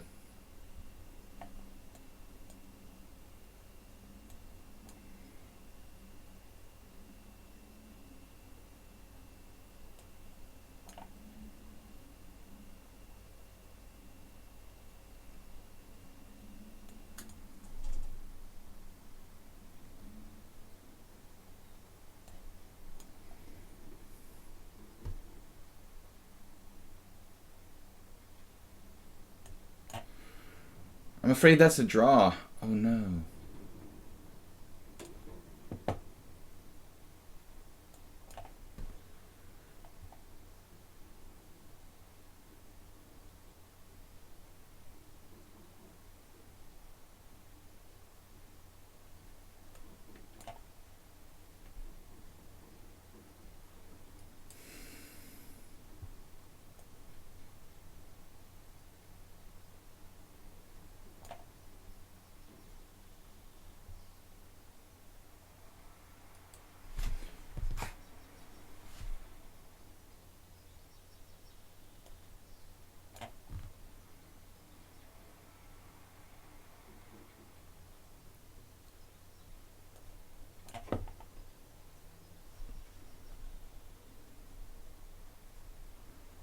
Okay, this was sort of slimy, and I admit it.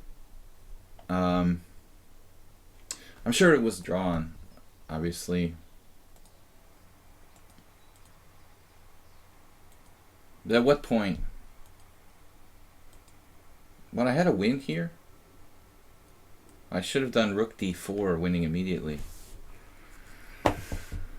We were a little pressed for time in that one.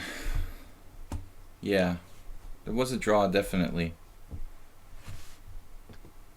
Ancient Rose said the mouse sensitivity certainly doesn't help in time pressure. Yeah, it's not the greatest setup. I'm not a hyperbullet. um, I'm not a hyperbullet specialist. M Poker Donk. How you doing in these games tonight? We're running pretty good today, M Poker Donk. Strangely enough. We had a simultan last night, which also went fairly well. I'm not sure why. I wasn't running so good chess-wise in the last week, but I haven't had time to play a lot of extracurricular blitz, and I think I've been a little bit slow of late. We avoided World Losers Najdorf.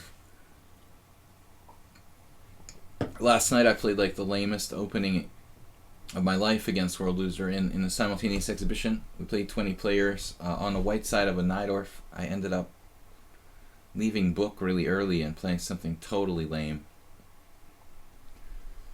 But somehow I survived, and he gave me a piece in a drawn position at the end. Only on Sundays. This next Sunday there'll be another simul. World Loser took back with the pawn, which is much riskier than, safe player is going to play knight takes d5, but he wants to play for a win. Now, this leads to an unusual kind of tarash for black. I'd say white stands significantly better here. I'm not sure if we ever had this before. Establish my knight in e5 with tactical threats. There's stuff like queen a4 check, bishop g5, f4. It looks like he blundered knight takes c4.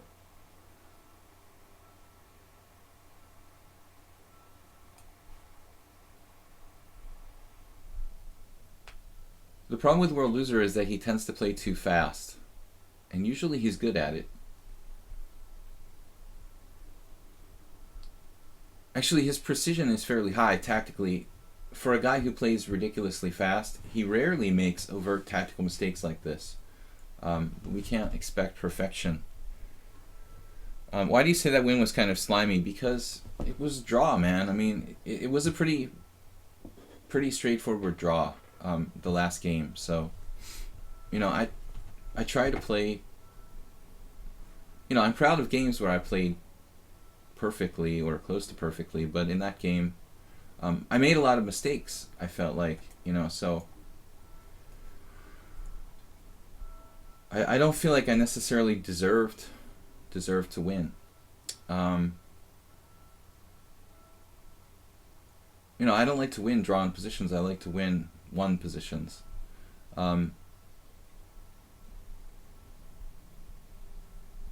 Should we bother with this move?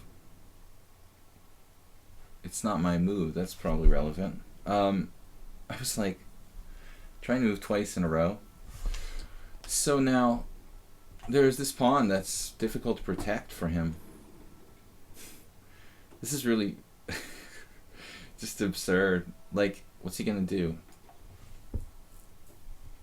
Knight b8. Does anybody have any suggestions here? Maybe to protect his pawn?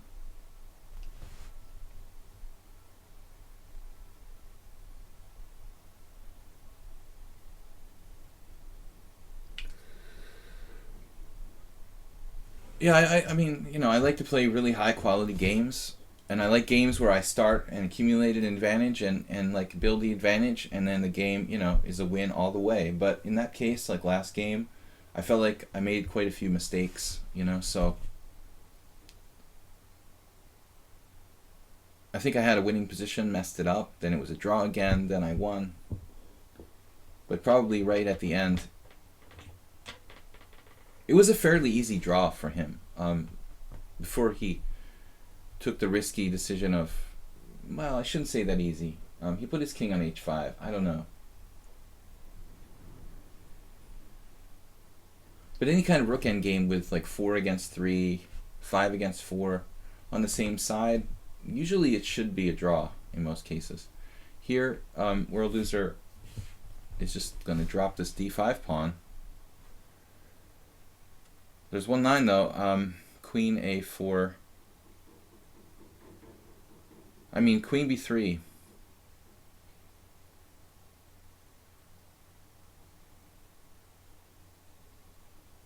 Yeah, I think we've got to go for this. He has a little bit of counterplay here, in a sense. I was looking at knight c6, rook d1, knight a5.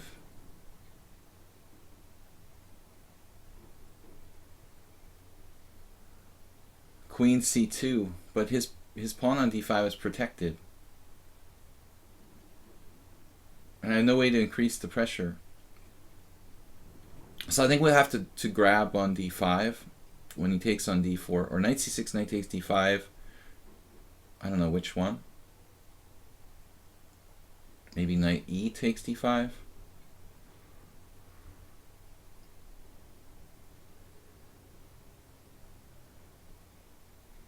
And I saw something I liked here. This, I think. The fact that his king is still in the center of the board gives us some tactical opportunities we wouldn't otherwise have.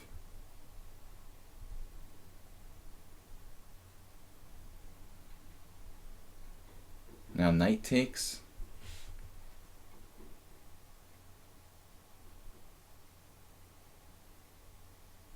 Or bishop takes, or queen takes, for that matter. Actually, queen takes saves the pawn.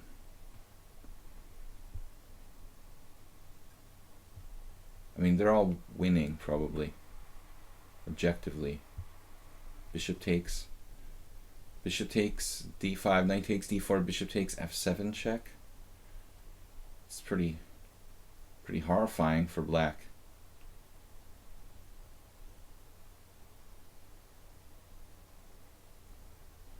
He has another defense. Bishop takes queen d7. There I have queen takes b6.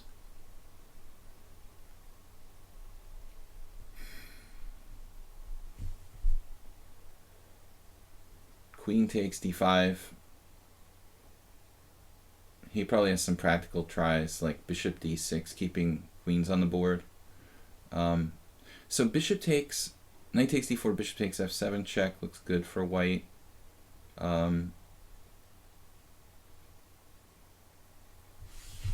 Bishop takes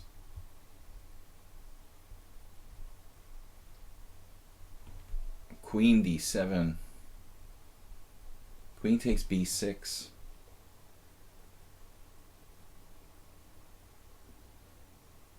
It's kind of an awkward situation I'm getting myself in there if I do that. There's knight takes d5. Knight takes d4, queen a4 check.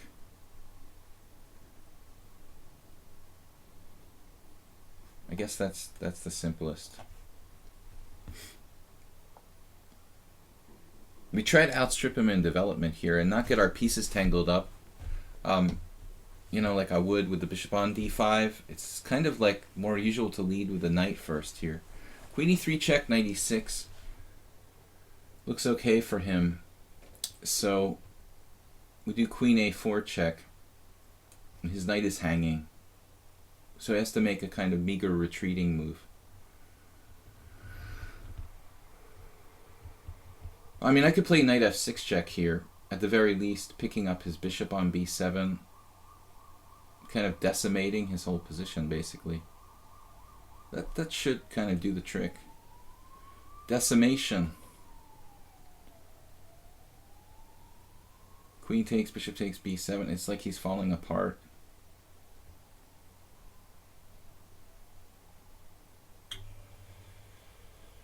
It's a problem for black.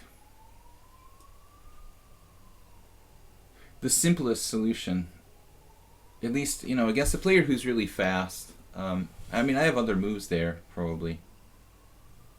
But I like this the best. Try to keep it simple. His rook's hanging, then we have bishop takes a6. And then his knight's hanging. And at the very end, it's just a disaster.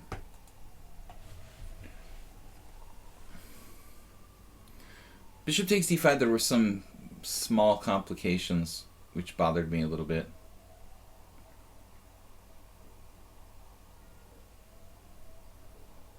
Ambulance training going on. In case you're wondering outside, that's our theory anyway. You hear the sirens in the background. They're either running drugs or training ambulance drivers. Not sure which one. Bishop takes b7, or again, there's just a theory that they just keep the system going by transporting empty ambulances. Communist style. Just keep the system going for the sake of keeping the system going, you know, not really economically functioning in a normal way.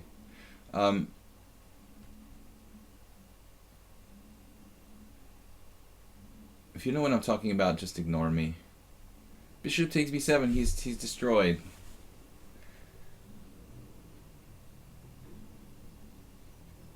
I was thinking about bishop c6 dropping a piece. That's probably one of the easiest ways to lose. So now this. And he loses everything. I was thinking that too, but I take here with check, and then I take your rook. So you lose both pieces. It wasn't a good opening. I mean, c4 is too slow. You know, strategically, good idea, but he wasn't in the right position for this Tarash sort of defense. Flying Sky has challenged me to raid it. He's provisional anyway, so I'm not going to play that guy. Come back another day when you've got 50 rated games and challenge me to some casual chess. We're streaming for another 50 minutes, so that's time for probably 3 games or so. Let's get it going. SXPG.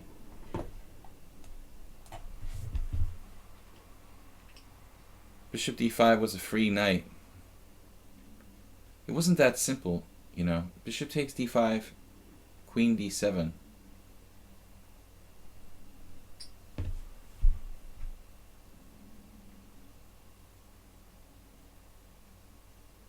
You can protect f7. Queen takes b6 doesn't threaten anything. He just developed his pieces with like bishop d6 and castle. And I end up with my pieces on very awkward squares, like bishop on d5, queen on b6. That's a good way to like lose, you know, if you have no coordination with your pieces. I mean, the way I played it was like 0 risk, winning by force. I didn't want my pieces to get tangled up in awkward positions. Queen on b6 is not really good.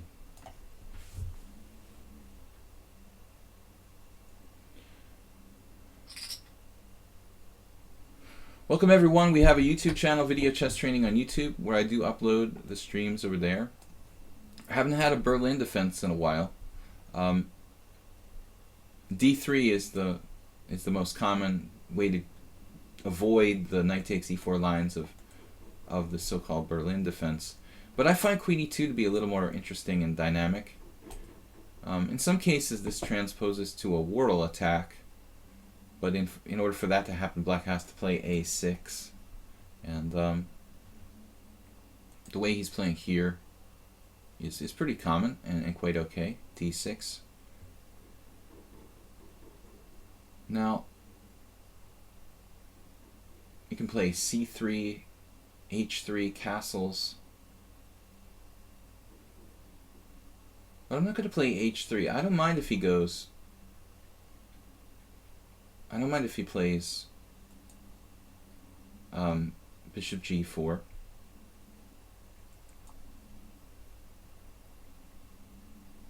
I'm more worried about another move.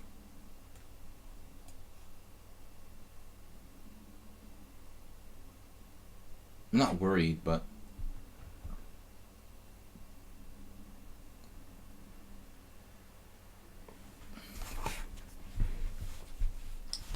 it says I'm offline. That can't be right. Sometimes you need to just refresh the Twitch page, unfortunately. Can He did play bishop g4. But I think this white squared bishop is a terribly important piece.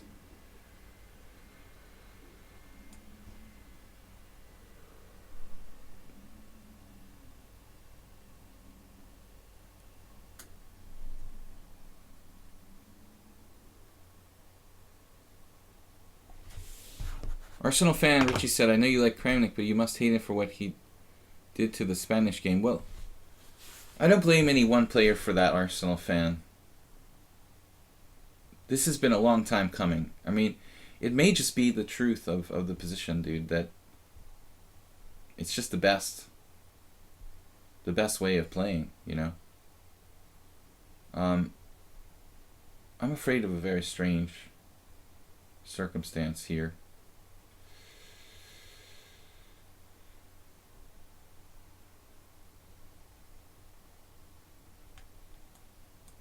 Try not to be afraid of ghosts when you play chess. Sparkle Horses was the name of a band. Mark Linkus. Fortunately, he killed himself. Battled with depression.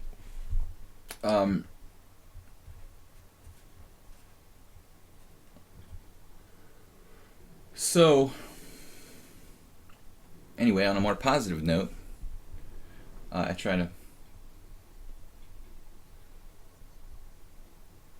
to focus on the positive. We are going to a tournament coming up in southern Hungary, in Zalakáros.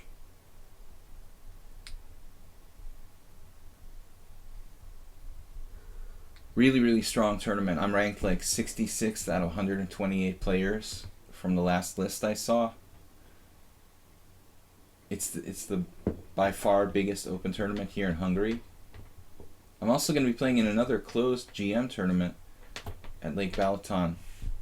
Alright, now, I was a little concerned about g5. It's not everybody's cup of tea, but I think this move should be seriously considered here.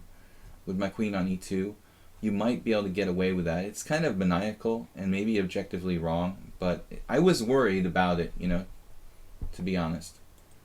But anyway, I mean, there's nothing wrong with SXPG's move. I mean, bishop e7 looks perfectly sound and solid. Just so you know, there's this crazy dynamic possibility in the position there.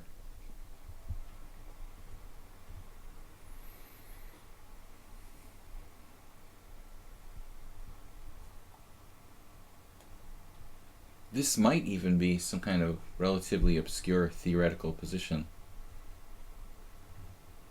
I'm going to have trouble getting my knight.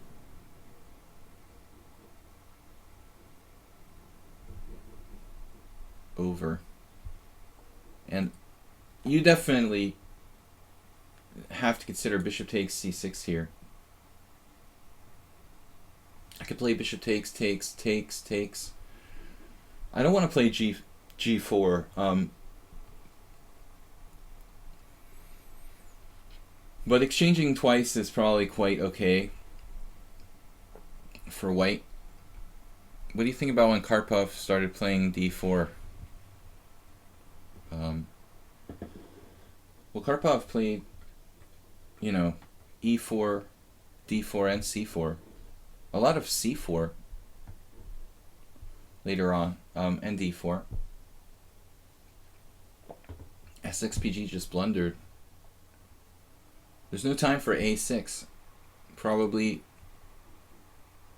you should play pawn takes pawn, and then d5 here. With a complicated position that looks kind of like, could even be theory. I mean, I don't know. But a6, it looks really bad. He's dropping a key central pawn, probably just losing. I wouldn't resign, but objectively, this is disastrous for black. Karpov playing d4. Well, a lot of people speculated that Karpov, you know, chose like d4 and c4 as he got older, to avoid the sharper positions. I don't know. He was capable of playing a lot of different stuff. One of my favorite players, it was kind of weird he was a hero of my best friend, and I never, thought I was a big Karpov fan. But later in my life, I realized that he had a big influence on me. But when your best friend is a huge Karpov fan, it kind of has an effect on you. You learn to appreciate the Karpovian style, and in fact, a lot more than I thought I did. I started to actually. I may have been more influenced by Karpov in the end than my friend. But getting into chess in that generation when Karpov and Kasparov were playing their matches had a huge effect on me, obviously. So black just dropped a really important pawn. What can we say? Now, knight d2 is... I'd like to play knight d2, but I can't. We have to go a different way. A different route toward the center.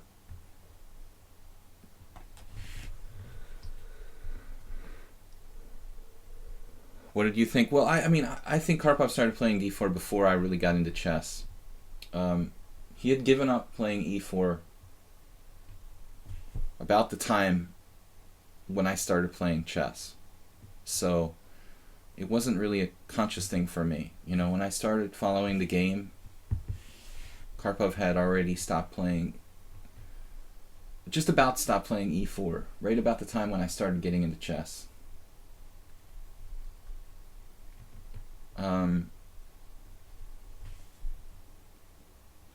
F6.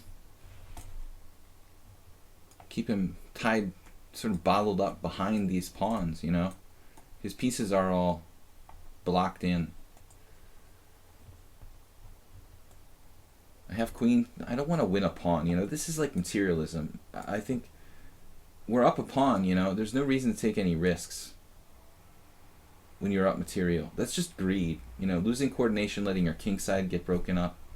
Something like queen c4 check, chasing this pawn on c6. Absolutely.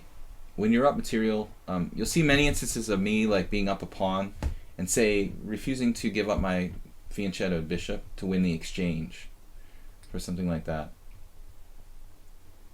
Speaking of Karpov, this looks like a Karpov Tarrasch French position. But this is just really, really bad for black. I have queen e6 check. He has bishop f7 there. Just in the nick of time.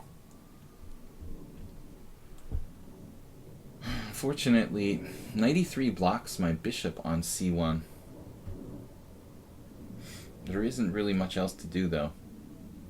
I don't have to move it right away, but do I have a better move?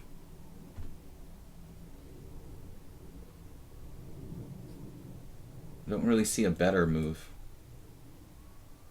I have to coordinate the forces.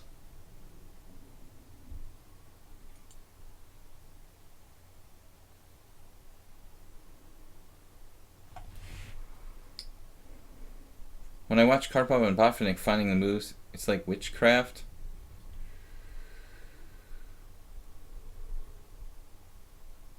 It's well, I think that it's really straight up accumulation of advantages, and learning to appreciate those advantages can be very tedious. SXPG really doing a great job defending this sort of ugly position, to the point now where I'm starting to question, like, if I don't have, if I even have some kind of forced win or anything. C4. These ambulances are crazy. It's another one. It's impossible.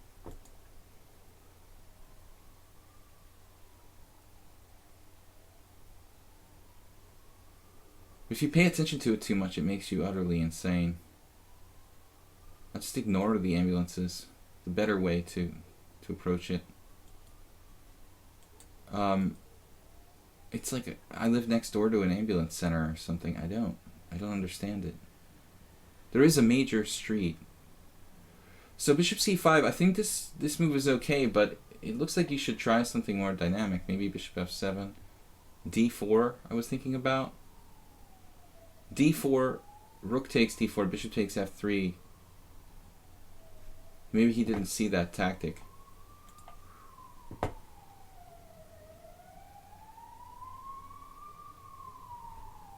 Powerful passed pawn here. Just knight takes d5.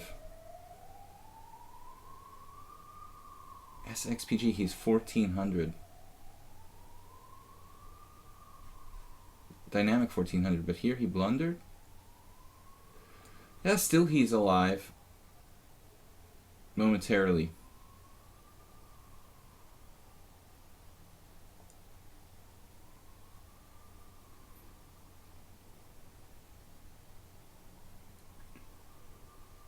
And now, so queen e6 check wins the queen.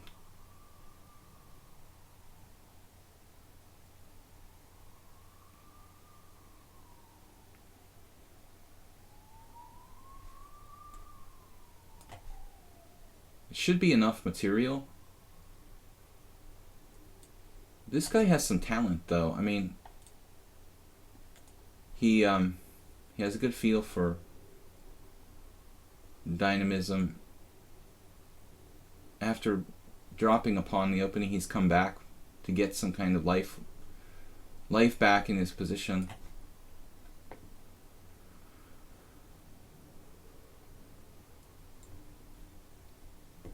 I hope that I didn't miscalculate here. My evaluation was that I'd probably end up with like queen and bishop against two rooks or something like that. I hope I didn't miscalculate.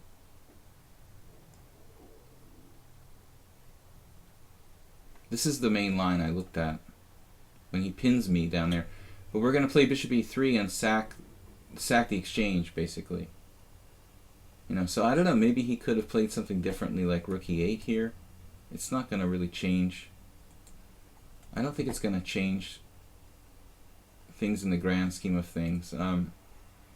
My plan was to play this. You know, so this should be winning. But from a terrible position, he kind of hung on for a while there. Guys, we have time for basically 2 more games.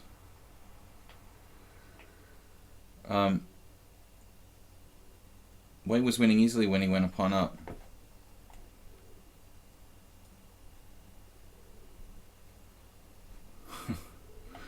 Yeah.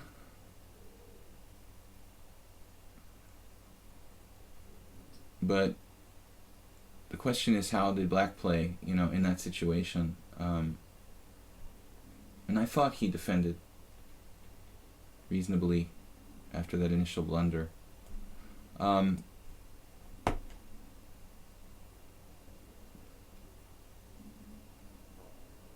2 more games. Now it should be over. We're even defending our A pawn.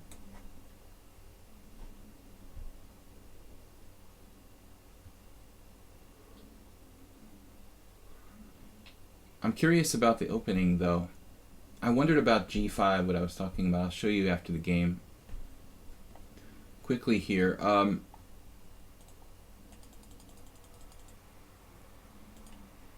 Castles is pretty rare. Polgar had a game there. Most people play c3 or even d4. And no one's dared to play bishop g4, but the engine thinks it's okay. I think it's okay. It's kind of risky. And here, I thought that g5, maybe I should play c3. Okay, h3 here.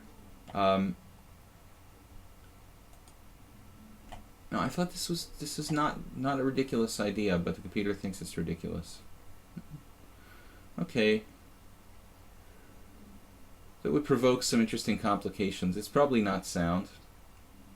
But I was a little scared, honestly, you know, that it could get kind of crazy. After g5. But he played bishop e7, d4, castles, rook d1.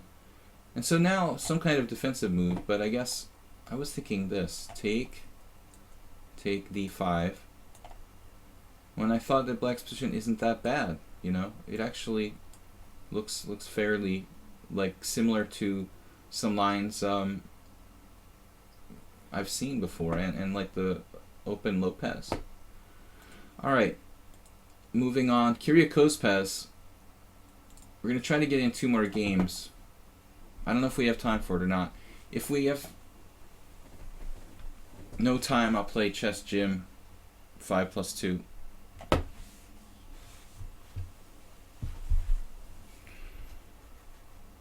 Do you think Karpov would have beaten Fischer?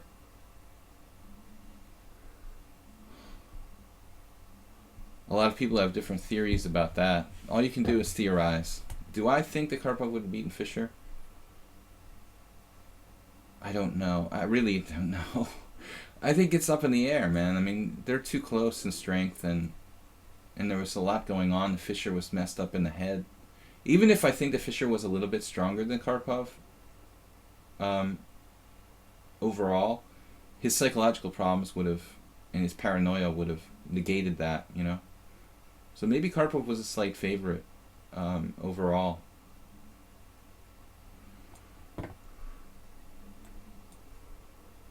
But anything could have happened. I don't really know. Try to play dynamically here.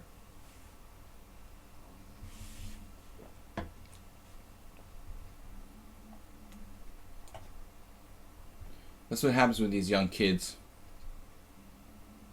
They don't know. They didn't know about 30 years ago. Darn kids. Chess whippersnappers. Didn't even know who Karpov was. B5. Wow. Ultra. Scaredy cat. Defense. So, now what? I had a game like this against somebody months ago. I guess it's not that bad for white to play e3. It's playable. I'm just not sure what we should do.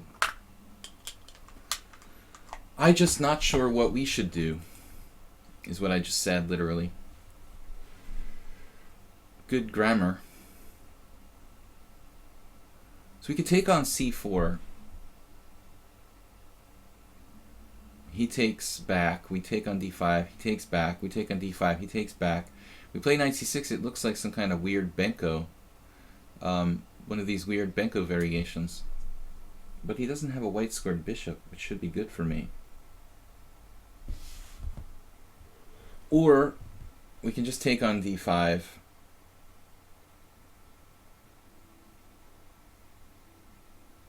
It's a tough call. I don't know. Let's try this. I think I would tend to go the other way with e takes d in most cases. Now, maybe there's a sideline here. We could try like bishop a6 probably. Bishop a6 may be a good move, actually. Just a sort of safe move.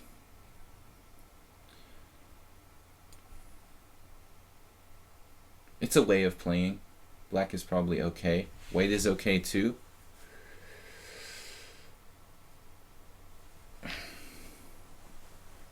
E takes d5, c takes d5, c4.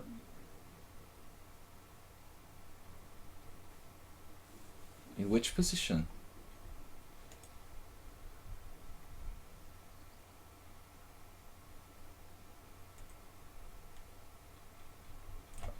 Oh, this position. E takes d5, c takes d5, c4. I've never seen that before. You mean e takes d4, c takes d5, d6. The Benoni. I don't think you can do c4 there. I mean, you can, but it's not a good idea. It's possible it's some old move. I don't know, you know, but I'm playing the Blumenfeld.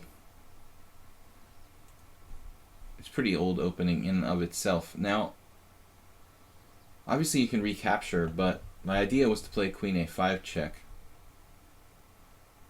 And I don't know what's going on.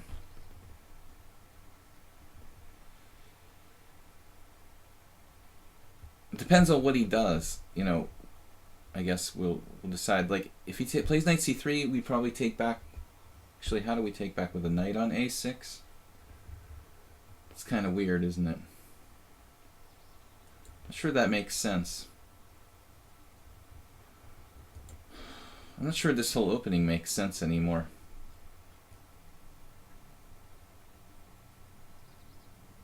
But I'm glad he played bishop d2. I was really concerned about knight c3, queen takes a6, e4, which looks sort of dubious for me.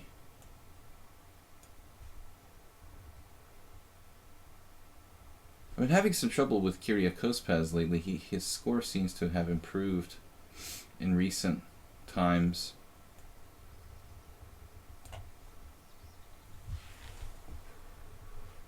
We had a lot of zeros, and then all of a sudden, he's come back stronger than before.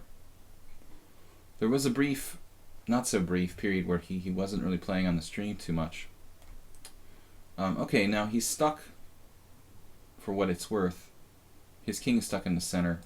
Maybe I need to play d5 first. Yeah, probably d5 first. Before I decide where to put my knight, he goes for the ending. This is pretty wimpy for white. It's not that bad. Certainly a safe kind of continuation. For my part, I have to be careful about knight g5, my c5 pawn, sort of hanging pawn type of structure. Bishop d6 looks like a developing move that's not bad. Knight e4 is a very tempting move, and I would evaluate this position as about equal, objectively. I have some weaknesses, but I'd also have a pretty solid control in the center. All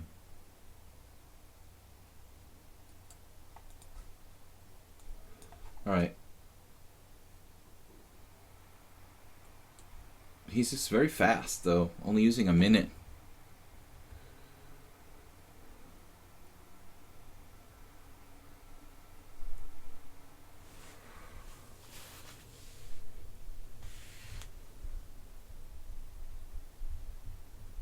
Okay, so again, there's a question of knight e4. I guess I prefer developing the piece here to playing this knight e4, moving the same piece twice. And I was thinking my king can go to e7 to protect the e6 pawn in the event of knight g5. Classic endgame king position.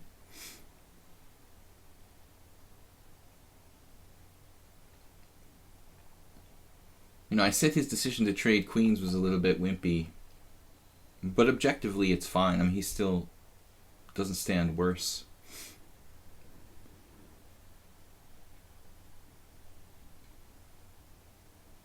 Black has some dynamic chances, though, because of this 3 pawns in the center, my central preponderance, as Uwe said. The preponderance of pawns in the center. I'm just kidding. I'm having a little bit of trouble talking. It's been a long stream. I'm usually doing 2.5-hour streams. I'm over the 2.5 hours now. We're going for 3. Last time we had a simul every Sunday. I do a simul here on lichess. I try to, at least. Not every Sunday, but most. And it's been 2 streams, kind of almost back to back.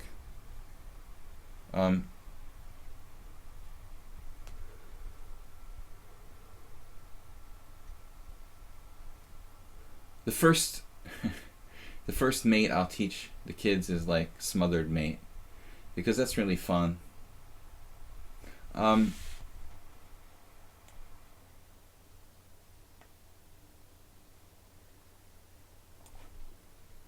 like the way the Kyrgios plays this. Very much attention to pawn structure.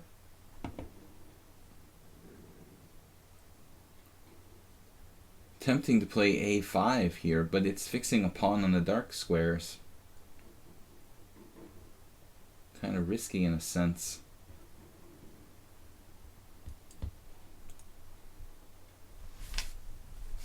I'm not really sure where I should go. Knight e4, a5, rook c8. And which rook do I move to c8? I'm going to bail on the a5 and think about this maneuver, actually. Doubling rooks on the c-file, playing really centrally. However, I have to watch out for rook c6, knight d4, I just realized.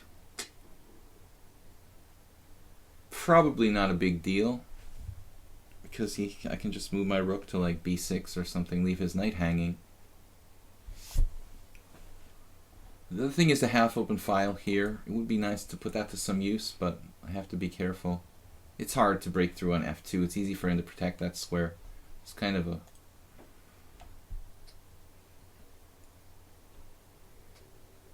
Maybe I should be thinking more aggressively in this position about my central pawn mass and doing something real nasty, like e4, e5, e4, you know, and just going for massive center control.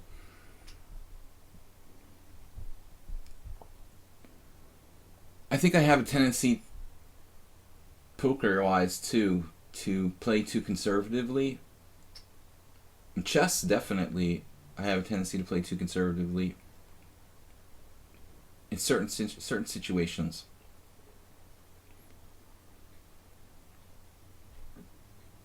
But it's very hard, you know, to find the happy line. I mean, a medium where you're like, you're not being too aggressive, you're not being too conservative, and it's all a matter of style too. You know, I think I'm thinking very conservatively if I'm playing a lot of strong players over and over and over and over and over again. And if I'm playing a lot of weak players over and over and over again, I'm probably starting to like think like too aggressively. You know, so it's probably experiential, you know. That's one reason why I used to play like computers for training games, but you have to be careful about doing that. Like, if you play constantly somebody or something like a computer that's better than you, I'm a little surprised by this move, then, you know, you're going to get to the point where you get kind of beat down psychologically. And that's not really a good thing, you know.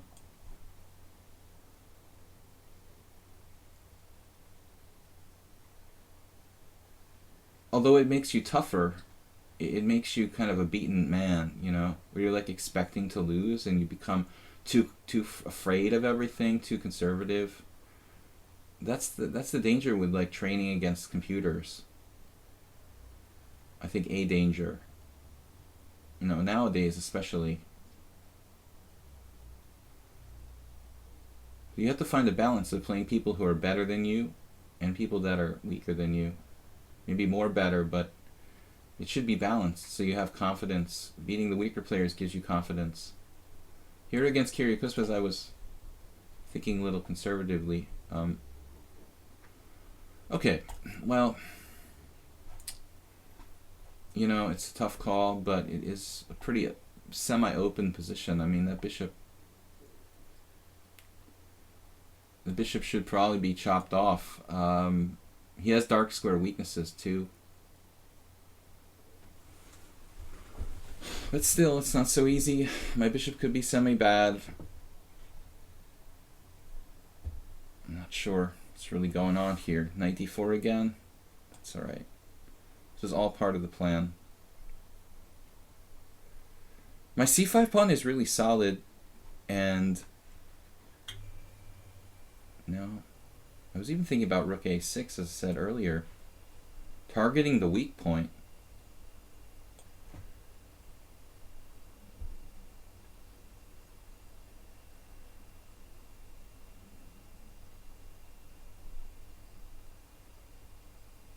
He's getting fast.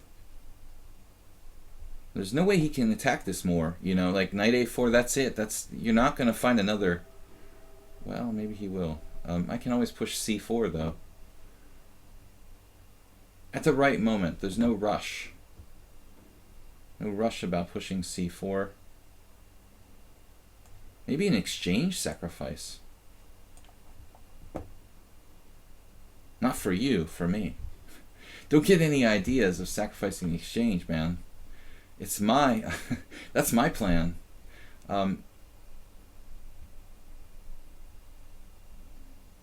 don't dare to sacrifice the exchange.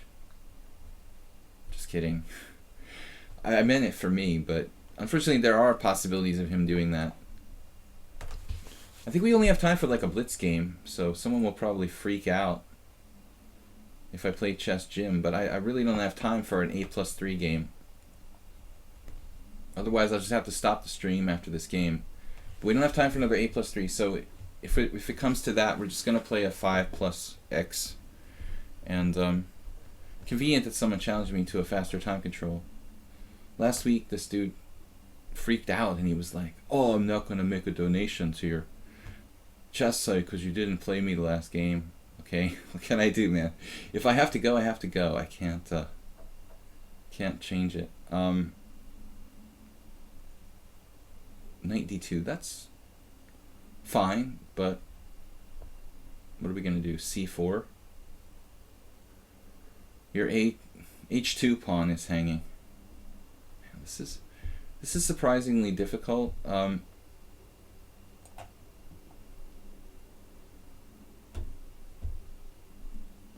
Kind of just flirting with the idea of sacking the exchange. In practice, I'm not sure I really can do it. I mean, we could do it, but I'm not sure it's sound, is what I'm saying. c4.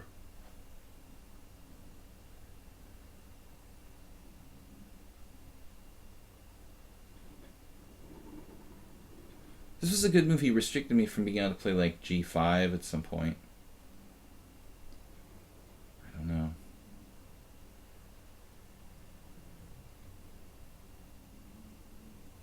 He's playing really well.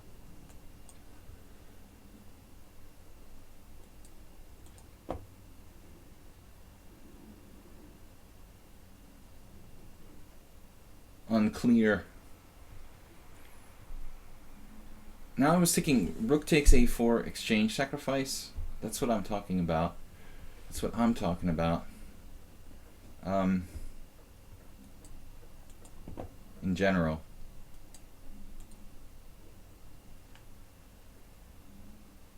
It doesn't look quite sound.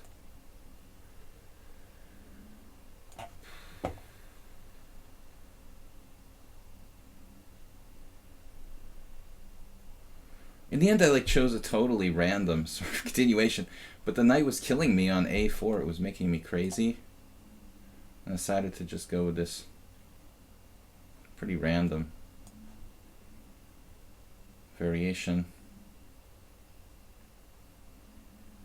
But we are in the 7th with a hog, and that should be a good thing.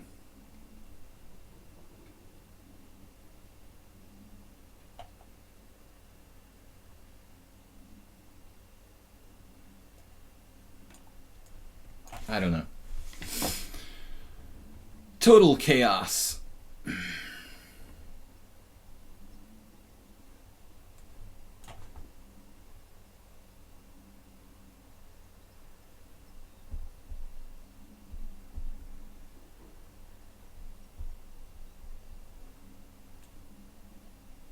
guess I ought to grab that.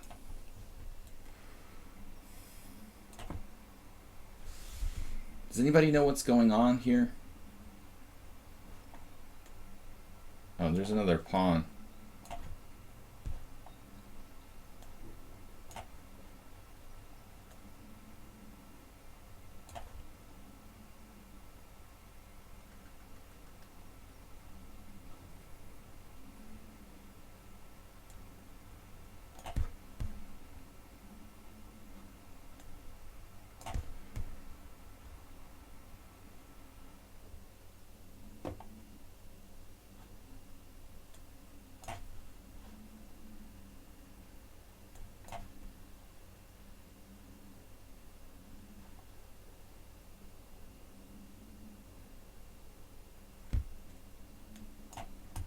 We'll just cop out and go into this ending 2 pawns up. I didn't see anything clear there. Okay, nice struggle, Kyrgios. We have a 4-4 challenge from Potato Master. What is a PM? Alright. We'll play the 4-4. We have time for just 10 minutes. This was the first fast time control challenge. Not really the correct time control for today's stream, but we'll play it. It should be about 10 minutes.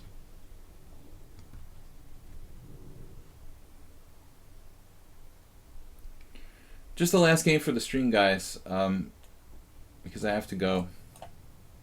We'll be back tomorrow with Classical and Blitz. Anything between 5-3 and 8-3 tomorrow.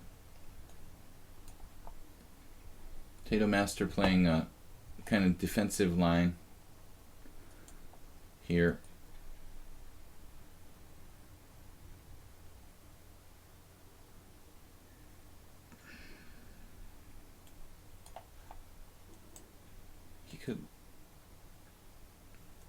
I never really can decide how I'd like to play against this bishop c4 stuff.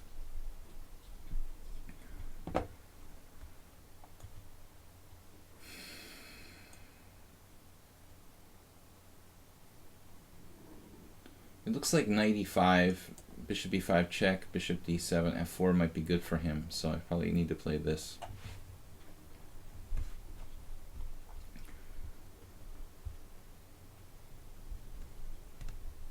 My original intention was to play 95, then I realized it's probably just bad for me.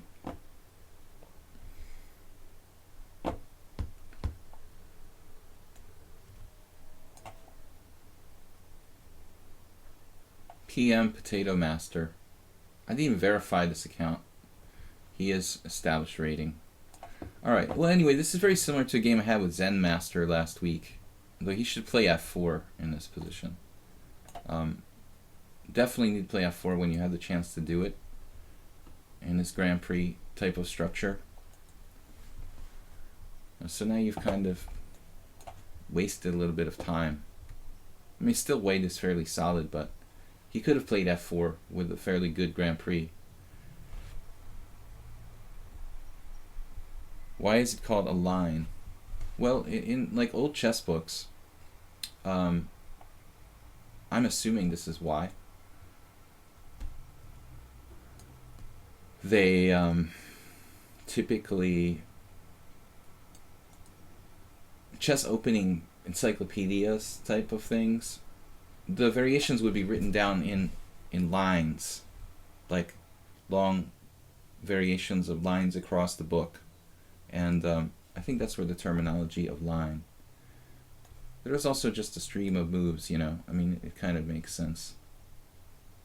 Here, e5 is his big idea.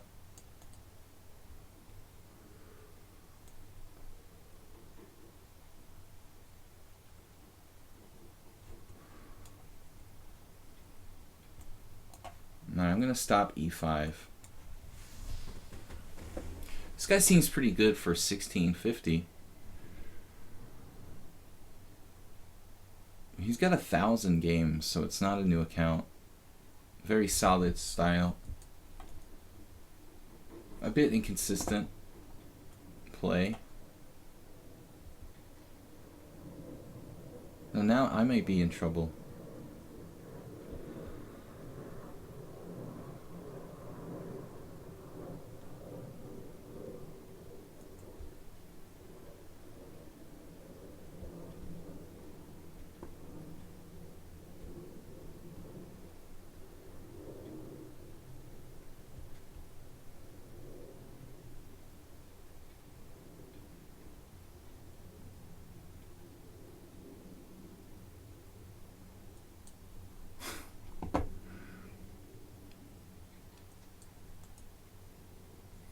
Can't really think of a good way to defend my d6 pawn here.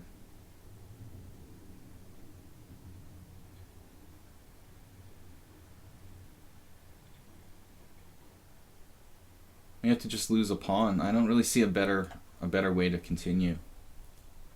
Just losing a pawn here. Potato Master 1650.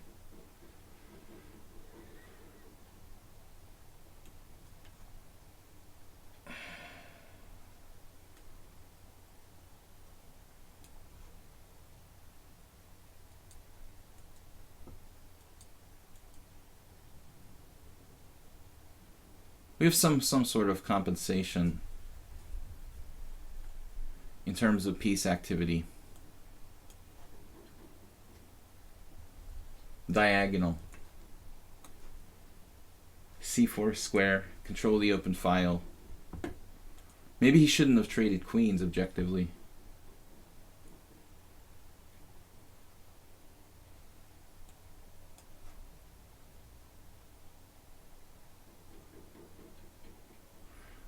I asked some questions whether this guy is really 1650. I mean, he seems pretty dangerous. But we're probably in okay shape here. I mean, at least enough to get our pawn back.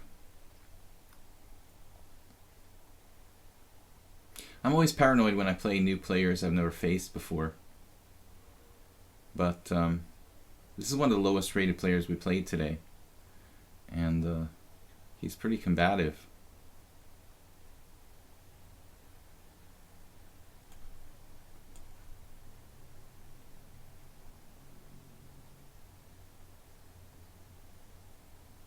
I don't think I should give him the open file.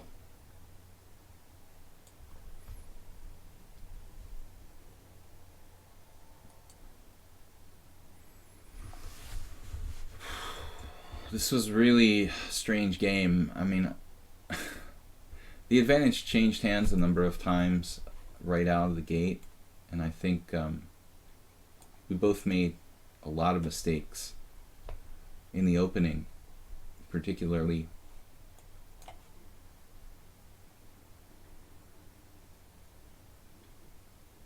I was in a lot of trouble. I thought he played the opening inaccurately. Now I have some interesting moves. Knight takes e5 or bishop takes e5.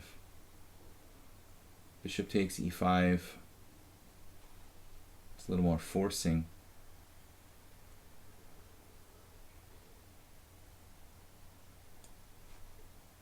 Based on back rank tactics,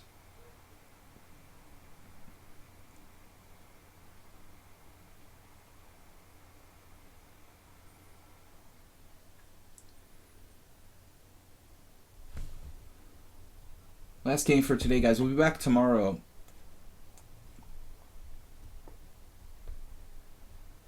This is like one of those variations I play in my simul and then realize my knight was trapped, you know, against f4 or something, the next move. Only later realize my knight was trapped, for example. I do that sometimes.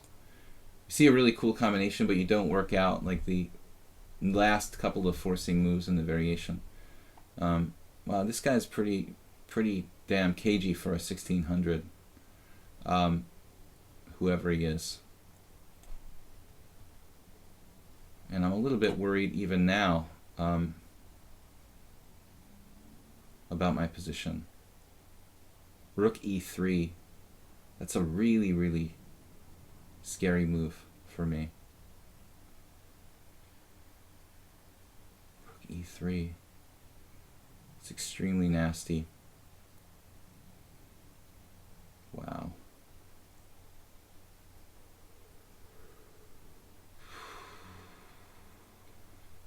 Wow, that's an extremely strong move to find.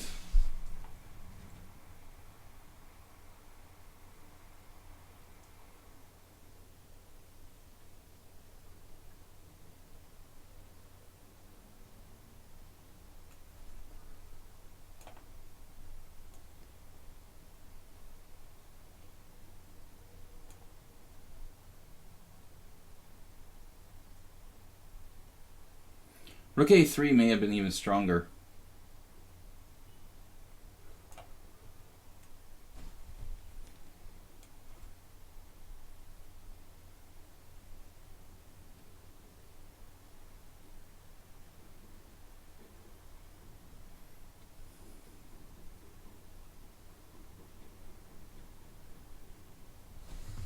And this guy's 1600. I don't think so, dude.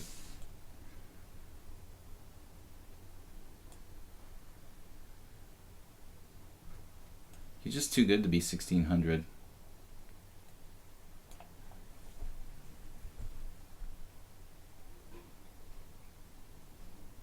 Also, like, pretty good technique, rook e3. Finding that move wasn't so easy.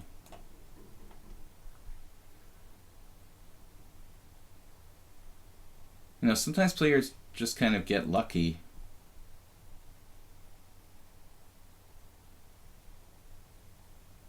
Man.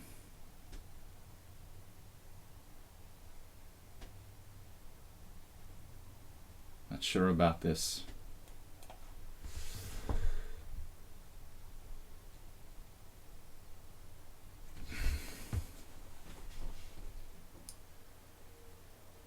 He seems too good for 1600. Seriously.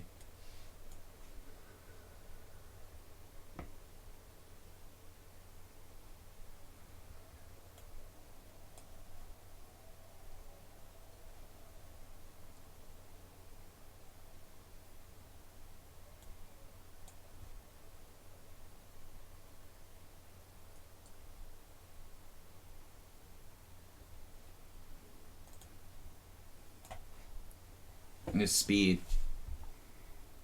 It's a good thing it's not a rated game. 1600 after 1,000 games, dude. Now there's a check. Man. So it's still tough.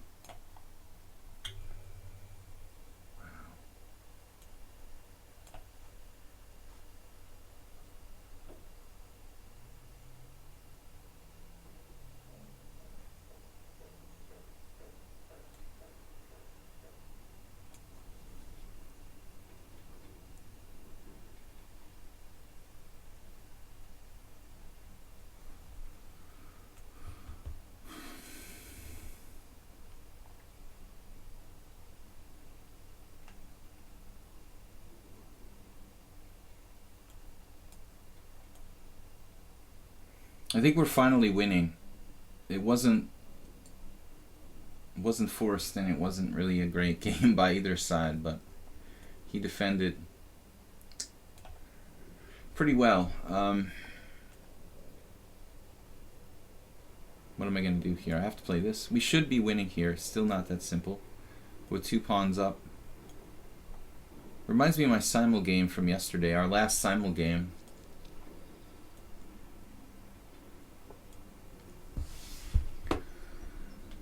Same as yesterday. We managed to reach a winning rook ending after 100 moves. All right, man.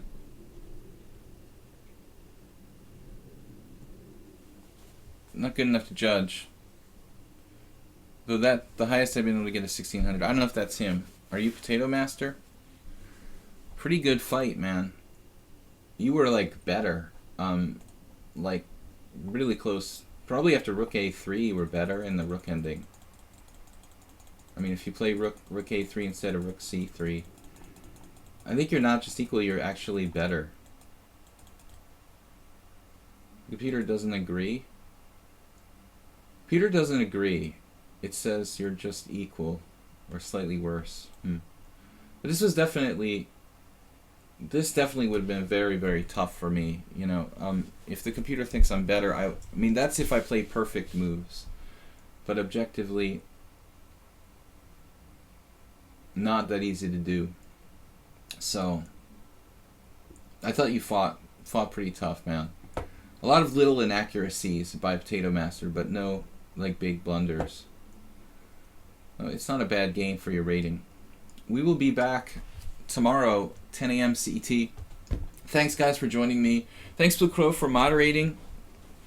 And don't forget, I have a YouTube channel, Video Chess Training on YouTube. Also, please donate via PayPal. We can use the support. You can donate via our Twitch page or also our YouTube channel. And even just a small donation of $5 or $10 a year goes a long way to help keeping us going. So think about that, and we'll see you guys tomorrow. Okay, bye-bye.